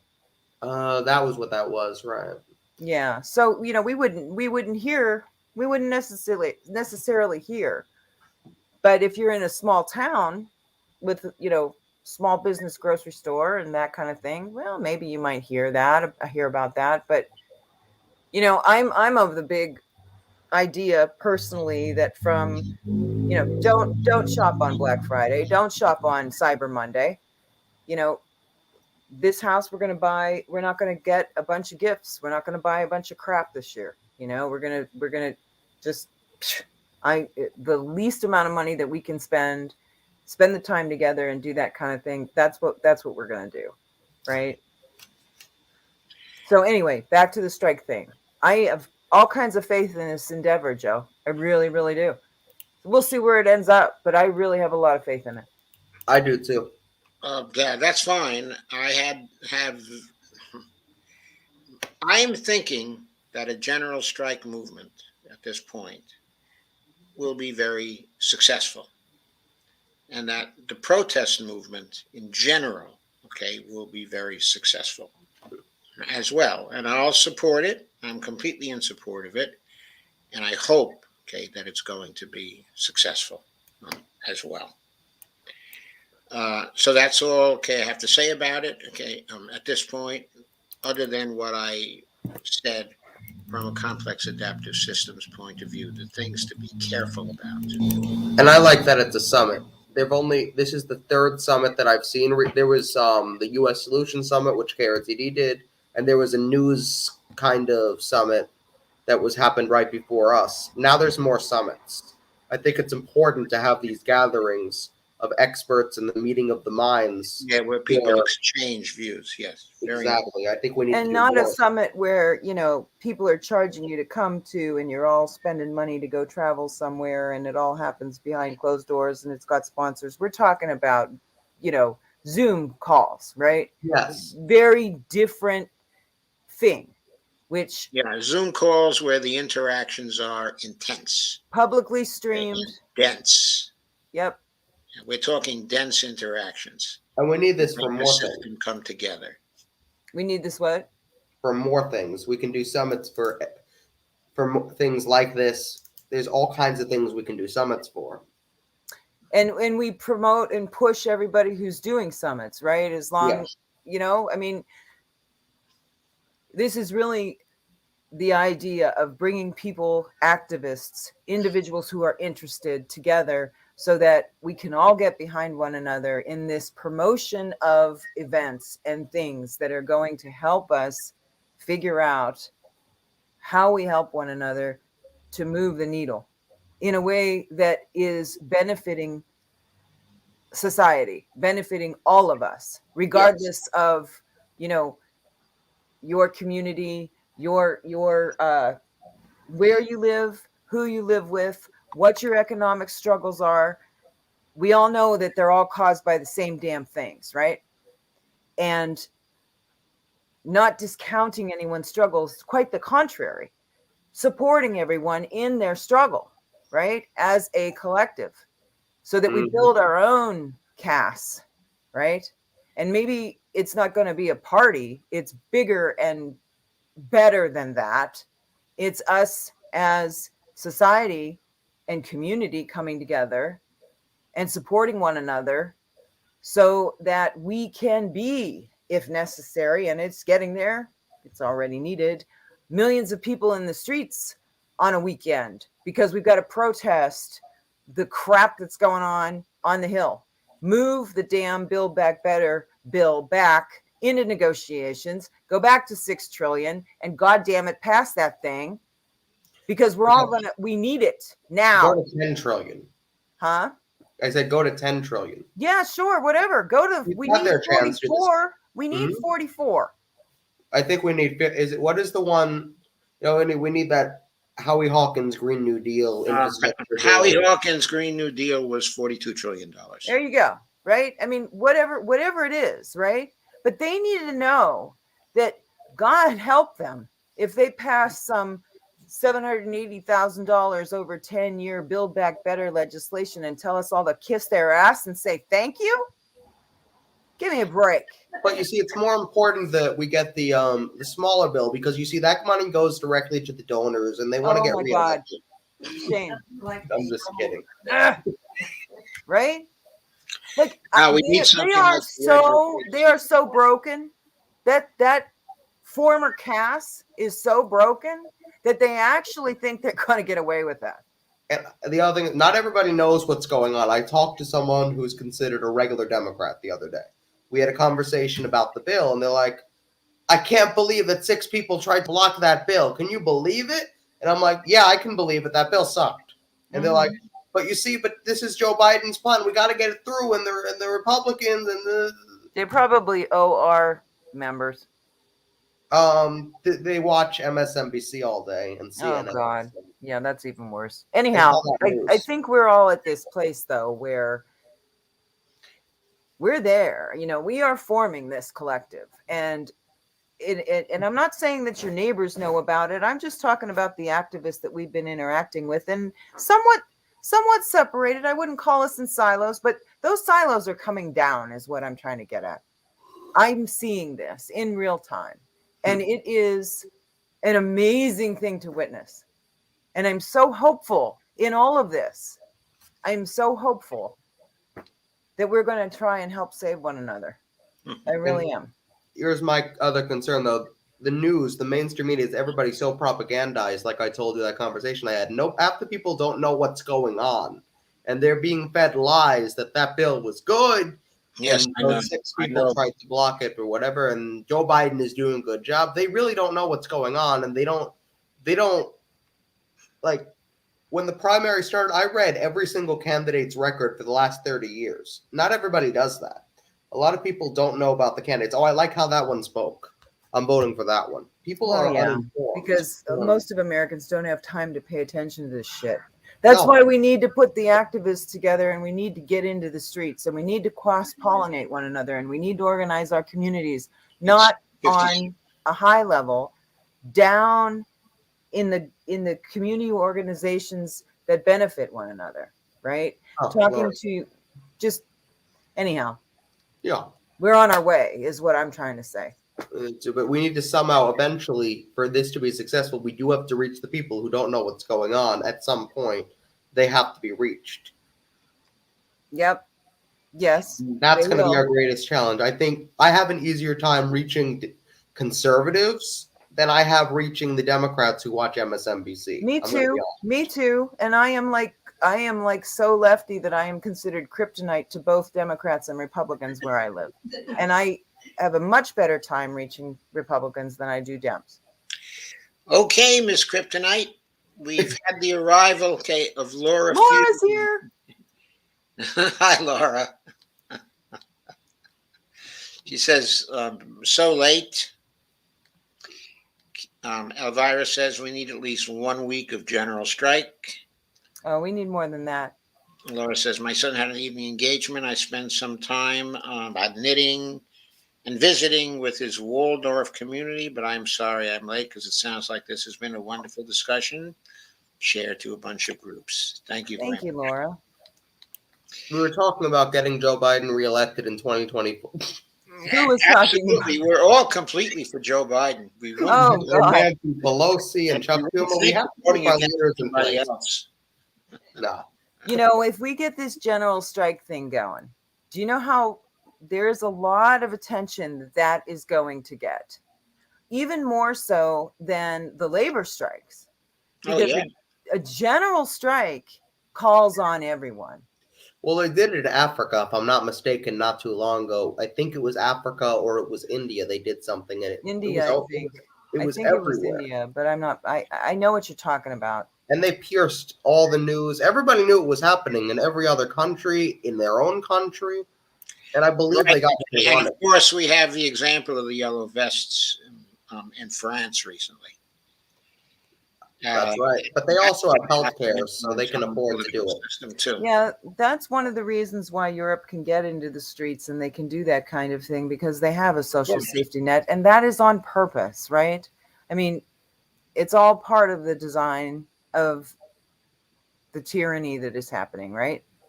So the average American, let's say Bob's job gives him health care. If Bob doesn't go to work, Bob doesn't get health care, and Bob can't pay his bills. So Bob can't be in the streets. And Bob goes bankrupt. Mm-hmm. And then Bob gets sick, and yep. And then Bob gets sick, and he might lose his family.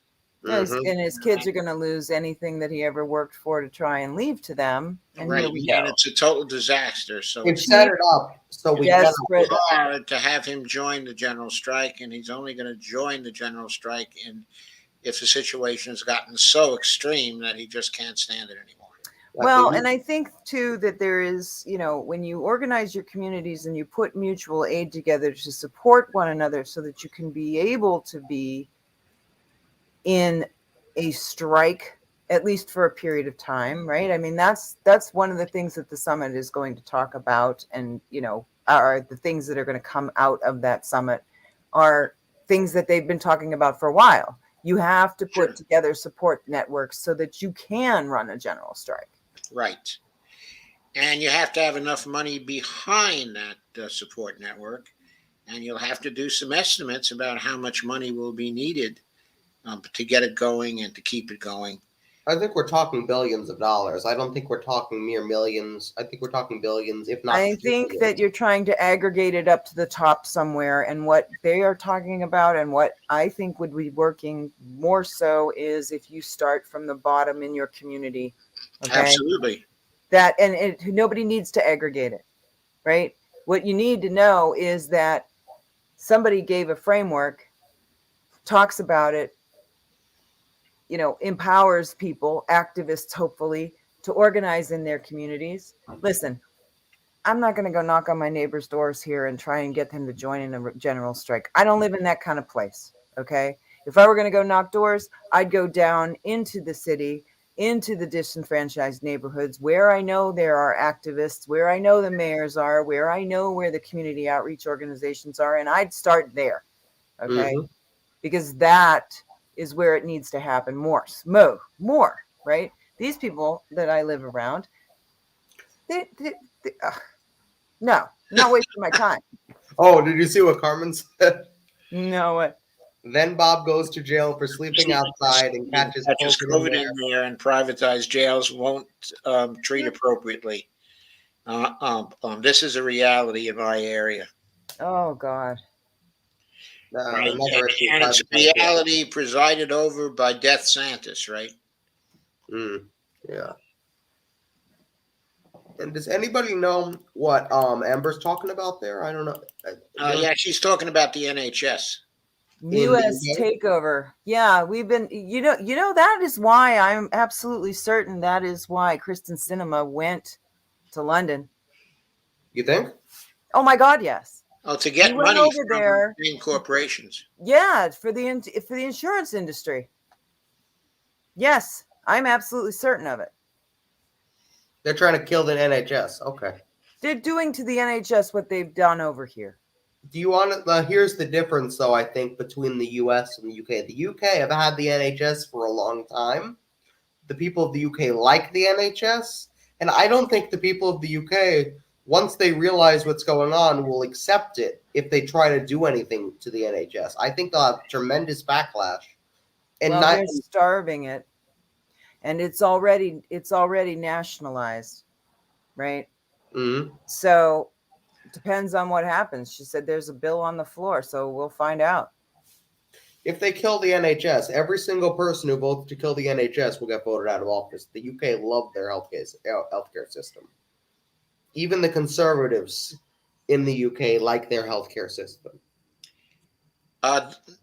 When you speak of the Conservatives, though, you're talking about the people who The vote voters. conservative. Yes, the Not voters. the people up top No, who are making the deals to turn over the NHS to U.S. corporations. no, not the people at the top. I'm talking about the conservative, the average voter conservative. They like their NHS. Yes, they do. Yeah, but it's not them that vote. It's the parliament, right? Yeah, but the parliament, but the people, I believe, if I'm not, do vote for the parliament. No? Well, yeah, they do, but again, it's not like they're putting it out to a referendum.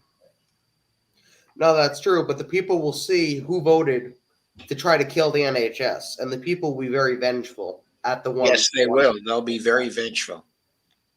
I don't think the people are going to let them stay in office. If anybody votes to cut the NHS, do anything to the NHS, they're vulnerable to losing their seat in Parliament. I guarantee it. Yeah, well, but then the horse is out of the barn, and the insurance industry has moved in. That's true. Yeah, so Laura Fielding says, Joe, you know who all is joining the Red Berets General Strike Panel, and you know most, if not all of them, us. So you know their focus and strengths. Yes, I do, Laura. I do. I have a great deal of confidence in their focus, okay, and strengths. Oh, I said, I have a question for Joe, and I bet it's possible you all might have already touched on this, but I'll ask anyway. What was that question? She's all the way at the bottom. She just typed it. So my question is, do you have any suggestions for how we put together a cohesive or overarching message for our panel? We have several things we will be wanting to touch on. Well, if you tell me the several things that you want to touch on, then I'll be in a better position to put together a cohesive, okay, or um, overarching message for the panel.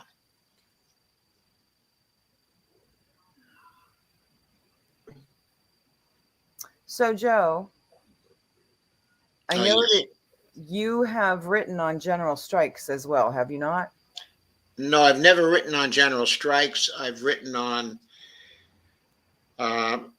urban civil strife.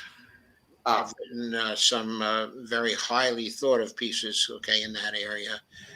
I also wrote a lot about international conflict, okay, as well.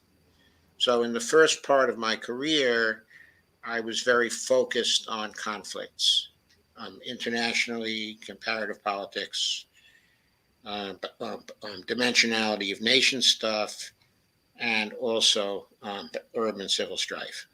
Okay. Urban civil strife, explain. Urban civil strife. You probably remember that along about 1965, 67, 68 or so, there were big outbreaks of civil strife in this country. Civil strife, okay, and riots. People were very interested in but trying to predict it. Okay, at that time there was a lot of work on the causes of it.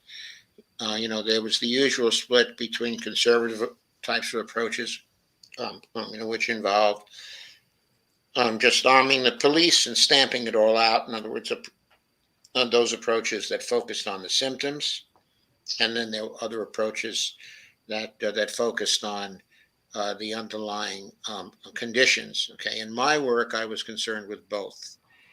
Okay, I wrote stuff on the underlying conditions. I developed some models of underlying conditions uh, that were likely to cause outbreaks, okay, of civil strikes. And also, I wrote a piece on the theory of the on the theory of the riot process, and that was concerned with the immediate situations involving the outbreak, okay, of a riot, and the kinds of things that were important in actually losing control of that situation, okay, and getting involved in a very damaging riot. And I did also some mathematical modeling of that as well at that time. Okay. Okay, so Laura says we support a general strike because we need Medicare for all and we fight on all fronts. I completely agree with that. I support also general strikes because we need Medicare for all. We fight on all fronts. I think Carmen. Democratism is in the Constitution historically as we strongly linked to social, okay, and labor movements. Red Berets as a solidarity social tag. That is very important. We spent the first part of our discussion here. In fact, actually, most of the session was about the complex adaptive systems and the defining characteristics of complex adaptive systems. Tags are essential for complex adaptive systems because people self-organize around their tags. And one of the things that the Medicare for All movement now is starting to do at present is to self-organize around the red berets. And the other tags, like, for example, the kinds of buttons that Scott is doing, that he produces. Those are tags also that people self-organize around. And Laura Seal says, number 4, crafting, hashtag craft strike, but for mutual aid. I think that's a very good thing to mention also, Laura.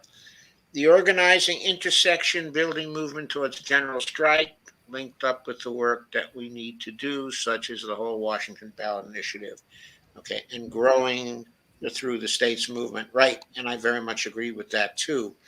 I think the overarching message is one of actually fighting, okay, on all fronts and using all the tools that may work to disrupt and really destroy the present system. General strikes are a very powerful tool, but they are only one of the tools that are used. Also, boycotts are, are very, very important. Craft strikes, okay, are important. Uh, Craftivism, okay, that's important. All the things you mentioned, okay, are important. The ballot initiative is important because it disrupts, okay, the legislative process. The normal legislative process, which is blocking us, is disrupted by the ballot initiative. So it's important to have ballot initiatives. Okay, so we have a movement and we have a whole bunch of instruments and tools, okay, the movement can use. We should be using all of the tools, okay, that are available to the movement, and we should be fighting on all the fronts that we can fight on. And to that point, Joe, The movement. to that point of fighting on all fronts, that's our sustainability. That is the sustained effort that needs to take place to develop a true CAS. Like it says, it can't be intermittent, right? It can't be intermittent, and it has to be broad, and it has to be all the agents supporting each other in all of the activism they engage in. This is the philosophy of the Red Berets. Okay, it's the first philosophy. It's what she's always emphasized, but from the start. So the point is, we shouldn't be trying to eliminate or to squash the activism, okay, of others of us. Any, right? That is going to divide because it disrupts and breaks your knowledge and information flow and your transparency. And the only way we're going to get a true complex adaptive system going is to support one another. That's your breadth. That's your depth of this movement, right? It sustains you. If you're going to wait until the next action that's coming in this silo, that's no you're good. not going to adapt. Yes, you have to have continuous interactions. Complex adaptive systems. Yep. So follow the strikes. Right. Get on the picket lines. Okay. So all of it. For example, we're supporting the national movement for Medicare for All. We're supporting the Through the States movement. We're currently going to meetings in order to facilitate Through the States movement. And we're also developing some other initiatives, some other tools, okay, some other ideas to introduce other ways to disrupt the way the current system operates. Absolutely. MMT is a huge part of it, right? All of the activism around MMT, the depth of what's going on with us right now is enormous. And if we could get a general strike in there, okay, which the more efforts that you do that are diverse, right, the more segments of the population you're going to engage. That's why it is so important to be involved in all of it that you believe in. And, when we talk, we're talking about the intersections of those of us who are working together with all of these other, your climate activists are out there, your strikers are out there, we could keep going. There's a ton of it, right? Yes, we have to start to do it all, and we have to keep on doing it all. Yeah. I know it's going to be tough. No, we that's why we got KRTD, right? So we can cover all this stuff. But we also have the people. Right? In other words, okay, it's tough, but there's no shortage of people. We can gather more and more people into the movement. Yes. Go along. Because that's where our resources are strong. We're not strong in money. We are strong in people. We can be strong, okay, in ideas. We can be strong in knowledge.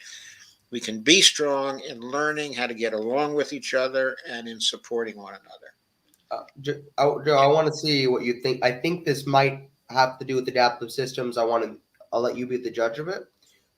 This Sure, might be a different adaptive system. So Europe, after World War II, had a different kind of adaptive system because or was it World War One, where they ended up with their NHS services and everything. So they ended up with a different kind of adaptive system.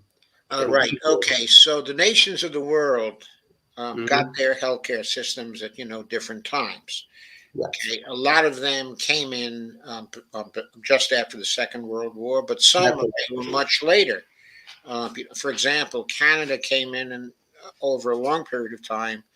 I guess between 1948, and 1972, when they finally completed it, in Canada. So it was a long process there, But in the UK, the NHS was passed. It was passed actually just after the war by the Labour government, of Clement Attlee. He Mhm. passed it, and that was the greatest thing that he could have done for the UK. And actually, I'm sorry, I don't think it was after the war. It was actually in 1944, I believe. He came into office and he threw out Churchill in 1944. Who was that? Winston? Who threw out Churchill? Who was the next prime minister? Clement Wilson? Attlee. Who? It was a guy by the name of Attlee, Attlee. His He first was the name prime minister? Clement. He was the Labour prime minister. In other Attlee? words, yes, 1 year before the end of the war, the British people had it up to here. When did Wilson Well, come in? the After him? austerity. Harold Wilson? Yes. Yeah. Harold After Wilson Attlee? after Attlee, but a good deal after Attlee.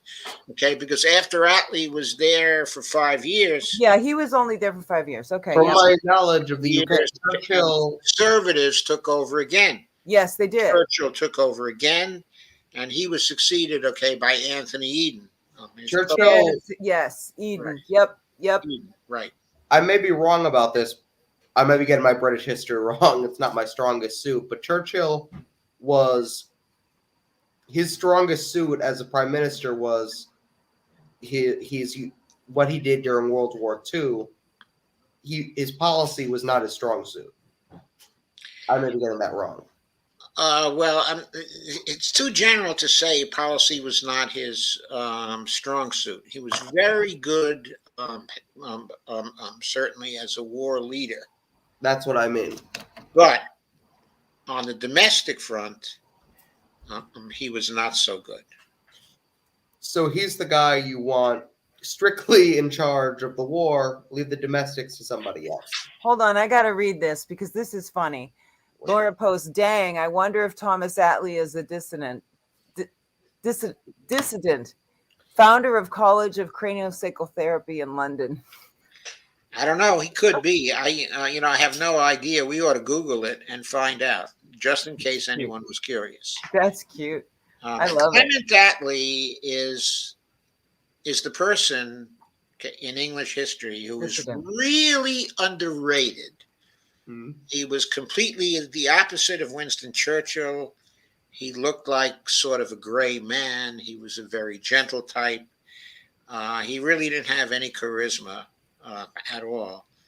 But he did the single greatest thing for the British people that has ever been done, which was the National Health Service. He was an old-style socialist. He was a labor socialist. Everybody's so quiet.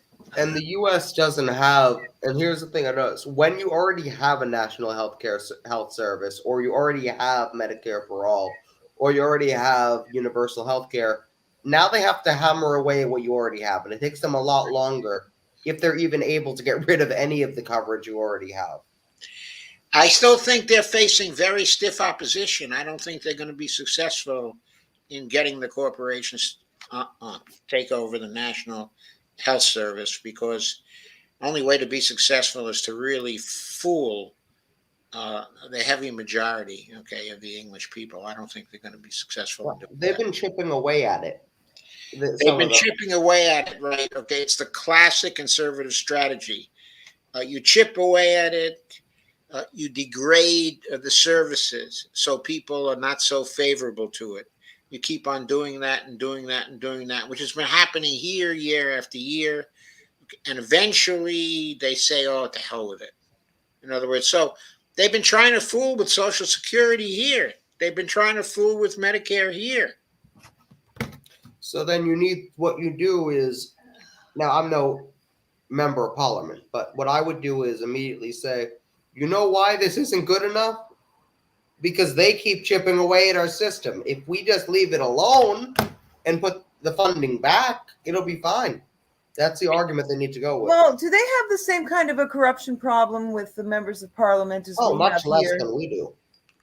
Yes, it's much less than we do, but they do have a corruption problem, and it's been increasing there. Yeah. Okay. I don't know that side of it. I don't know what. Nobody has as corrupt politicians. Churchill was a racist and took part, in genocide. Yes, he did. Yeah. No one has as Americans are propagandized by his association, with World War II. He's not celebrated here for his association with national health care. Yeah, we weren't saying it was Churchill, though. We were saying that it was Thomas Attlee. But Thomas Attlee, it was Clement Attlee. Oh, okay. Clement. Clement, Clement Attlee. We beat everybody when it comes to corrupt politicians and letting corporations influence us. Like, nobody is more corrupt than us. Nobody beats us at that game. I don't know. Maybe Brazil is more corrupt. Maybe Brazil. I don't know. I think we give them a damn good run for their money. You know what, though? Canada, I have a lot of people I know in Canada. They never they have different issues. They never complain, oh, the corporation is buying my politician. They don't seem to have that problem. They seem to have. I think a lot of their politics is bought by corporations too. It's just not as bad as here. Right. That's why corporations are powerful. They've been taking over certain cities from time to time. The fossil fuel interests there are very, very important, politically. Sure, but I think there are stricter controls on how much money they can donate and what they can do than we have. So it's not as easy. You can't just Yes, I agree. hand them a blank check like we can here. Yeah, I mean, there's so much going on as far as, the interdependencies of these countries, to the U.S. and the flow of resources and the flow of commerce and all of that, right? So, but you have to remember too that they don't get in Canada and all these other countries, they've got a social safety net, right? We don't. I know. So, I know. They're So coming their to a head protests first. can be stronger because they've got that social safety net. Unless you're very rich or you're very poor, you're not taken care of in the United States. No, and if you're very poor, you don't get taken care of. Well, no, I mean, you cannot get a good healthcare plan because they do have, at least in New York, if you're very, very poor, you can get a decent Medicaid plan. Well, yeah, but there are lots of states where they don't even have Medicaid expansion. They haven't even done it. So those people are just, they're on their own. No, that's one of the reasons I had a big problem with Warren's healthcare plan because her plan talked about expanding Medicaid, which sounds very good on paper. But if every state doesn't have Medicaid and you're expanding Medicaid and that's your big plan, what about the states that don't have it? That's why you go after it with a single payer plan and you figure it out. That plan was ridiculous, but. Well, they were all sort of ridiculous except for the, well, whatever. Moving on. Plans, written on a napkin, PLANZ. Go, plans. Mm-hmm. The dismantling of the NHS is a slow process. Oh, okay. Joe, you see what Amber said? I've seen a lot of things that Amber has said. Oh, right there.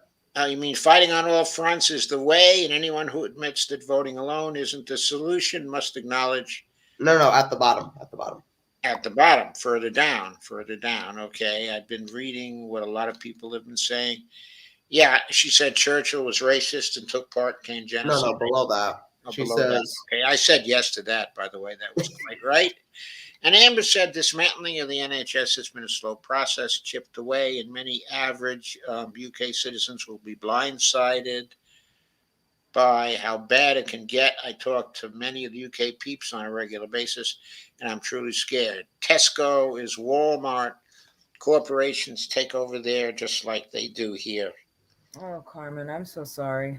Well, sometimes I can tell you about a story where a Tesco subsidiary in the computer business that started here actually but failed, okay, went out of business. Okay, after they went out of business, some of their best people signed on to responsive computer technology, which was my company at that time. So I know quite a bit about that particular subsidiary of Tesco. Funny story. Anyway, BlackRock and Vanguard are the root of all evil. And Carmen says, yes, Lisa, like here in Florida, she doesn't have Medicaid expanded. She's saying she's on her own. Yeah. With natural remedies. On my own with teas. And supplements. That's really a tough go. That's awful. I know so many people living in Florida that are in that boat. It's now 11:27. Yeah, we need to like start wrapping. It's very early for us. What? Joe, I can't do 3 hours every night. Hi, Ronnie. And neither can I. We keep doing it. I think we just like the conversation. Yeah, and Carmen says, yes, Lisa, like here. Oh, yeah. And she says, thank you, Lisa. Appreciate your kindness. And Sandy Diggs says, I just found an article on the BlackRock. Yeah, Sandy, I read that yesterday. Well, I've read several now. There was a big, was it maybe Sirota wrote on BlackRock? If it wasn't Sirota, it might have been Perez. Somebody. Yeah, I think he wrote something today, okay, on BlackRock. Okay. Amber says, I love your conversations. Well, thank you, Amber. Yeah, we love our conversations too. And Sandy, thank you for being here. And Go Star and Carmen and Laura and Lana, all our regulars. Real Lana, not other Lana. Yeah, the real Lana. And the other Lana, right? And Kay was here earlier again. Ryan, I think Kay is probably still here. And, I think she said good night, Joe. Dolores. And Dolores, of course, is always here. She is always here, okay? Yes. Alco is here too. You got a new. Who is Tame Oilfint? I'm sorry, who is what? There's someone here in the chat. Tame Oilfint. Don't know. Oh, you got some new viewers, Joe. That's good. Guys, hit like and subscribe. Make sure you hit like and subscribe. And hit share too, please. And share. Share, like, and subscribe. Laura's saying that she's got to get you a graphic, Shane. Oh, that's right. For Monday. Yeah, we want to. Did you schedule? You're going to schedule that show once you get a graphic and a description so we can tweet it all weekend? Exactly, yeah. Yeah, that's okay. Okay, Laura says Kenny Ballantyne is joining us. Oh, that's going to be a great show. Yeah, on Monday we're going to have Kenny. That is going to be great. I'm really. Laura says, yes, I'm a regular. Sandy says, thank you for being with us. Laura says, but I know we announced that. And Sandy says, and Bonnie. And Bonnie. And Laura says, thank you for a great discussion in chat. And thank you, Dolores, for being here. As always, Carmina says, oh, my pleasure, friends. Yes, and then we have Joe the following week after Kenny. And Laura says, and you are the following week, Joe. Yes, I know. Thank you. Oh, Joe, you're going to be on Knit the Revolution. I think we are, Lana. We're meeting Sunday, right? Yeah, I think. Are we still meeting on Sunday? Yeah, I think we're meeting on Sunday, aren't we? Was it 12 or 2, Joe? Huh? Was it 12 or 2? I had forgotten what you had said. What time? We meet at 5, don't we? Or 4? 5. We meet at 5 on Sunday. Yeah, we meet at 5 on Sunday. 5 on Well, Sunday. I think she was talking about a different meeting. Oh, I don't know. Talking I about a don't different remember. meeting. I thought that was on November 16th, wasn't it?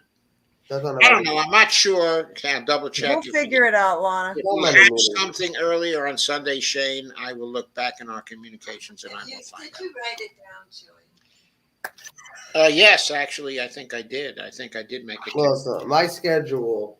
How about Yeah, I know. I need one of those desk blotters too. It's getting that bad. I don't know if the light is coming up, but it's like every day there's something at least once. I might be heading up to Staples to get myself a big one. But you guys, I'm gonna say Shane, good did you night. write it down? Did I write what down? anything? Anything, Bonnie asks. Did you It's Yeah, write I getting got bad. that right here, Bonnie, for my notes. It's getting Okay, I bad. saw that.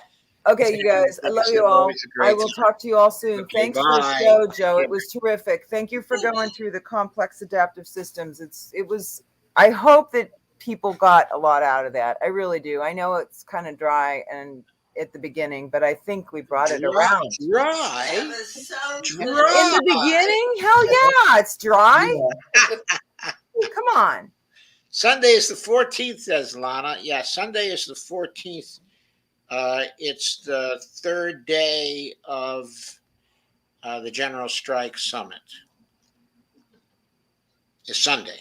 Oh, Sandy Dick. Wow, a paper Yeah, calendar. it is. Yes, a paper calendar, Sandy. It is. Wow, a paper Good calendar. night. Good night, you guys. I'm gonna go. Okay. Good night, Bonnie. Good night, Shane. Good night, Good Laura. Good night, Lana. Good night, John Boy.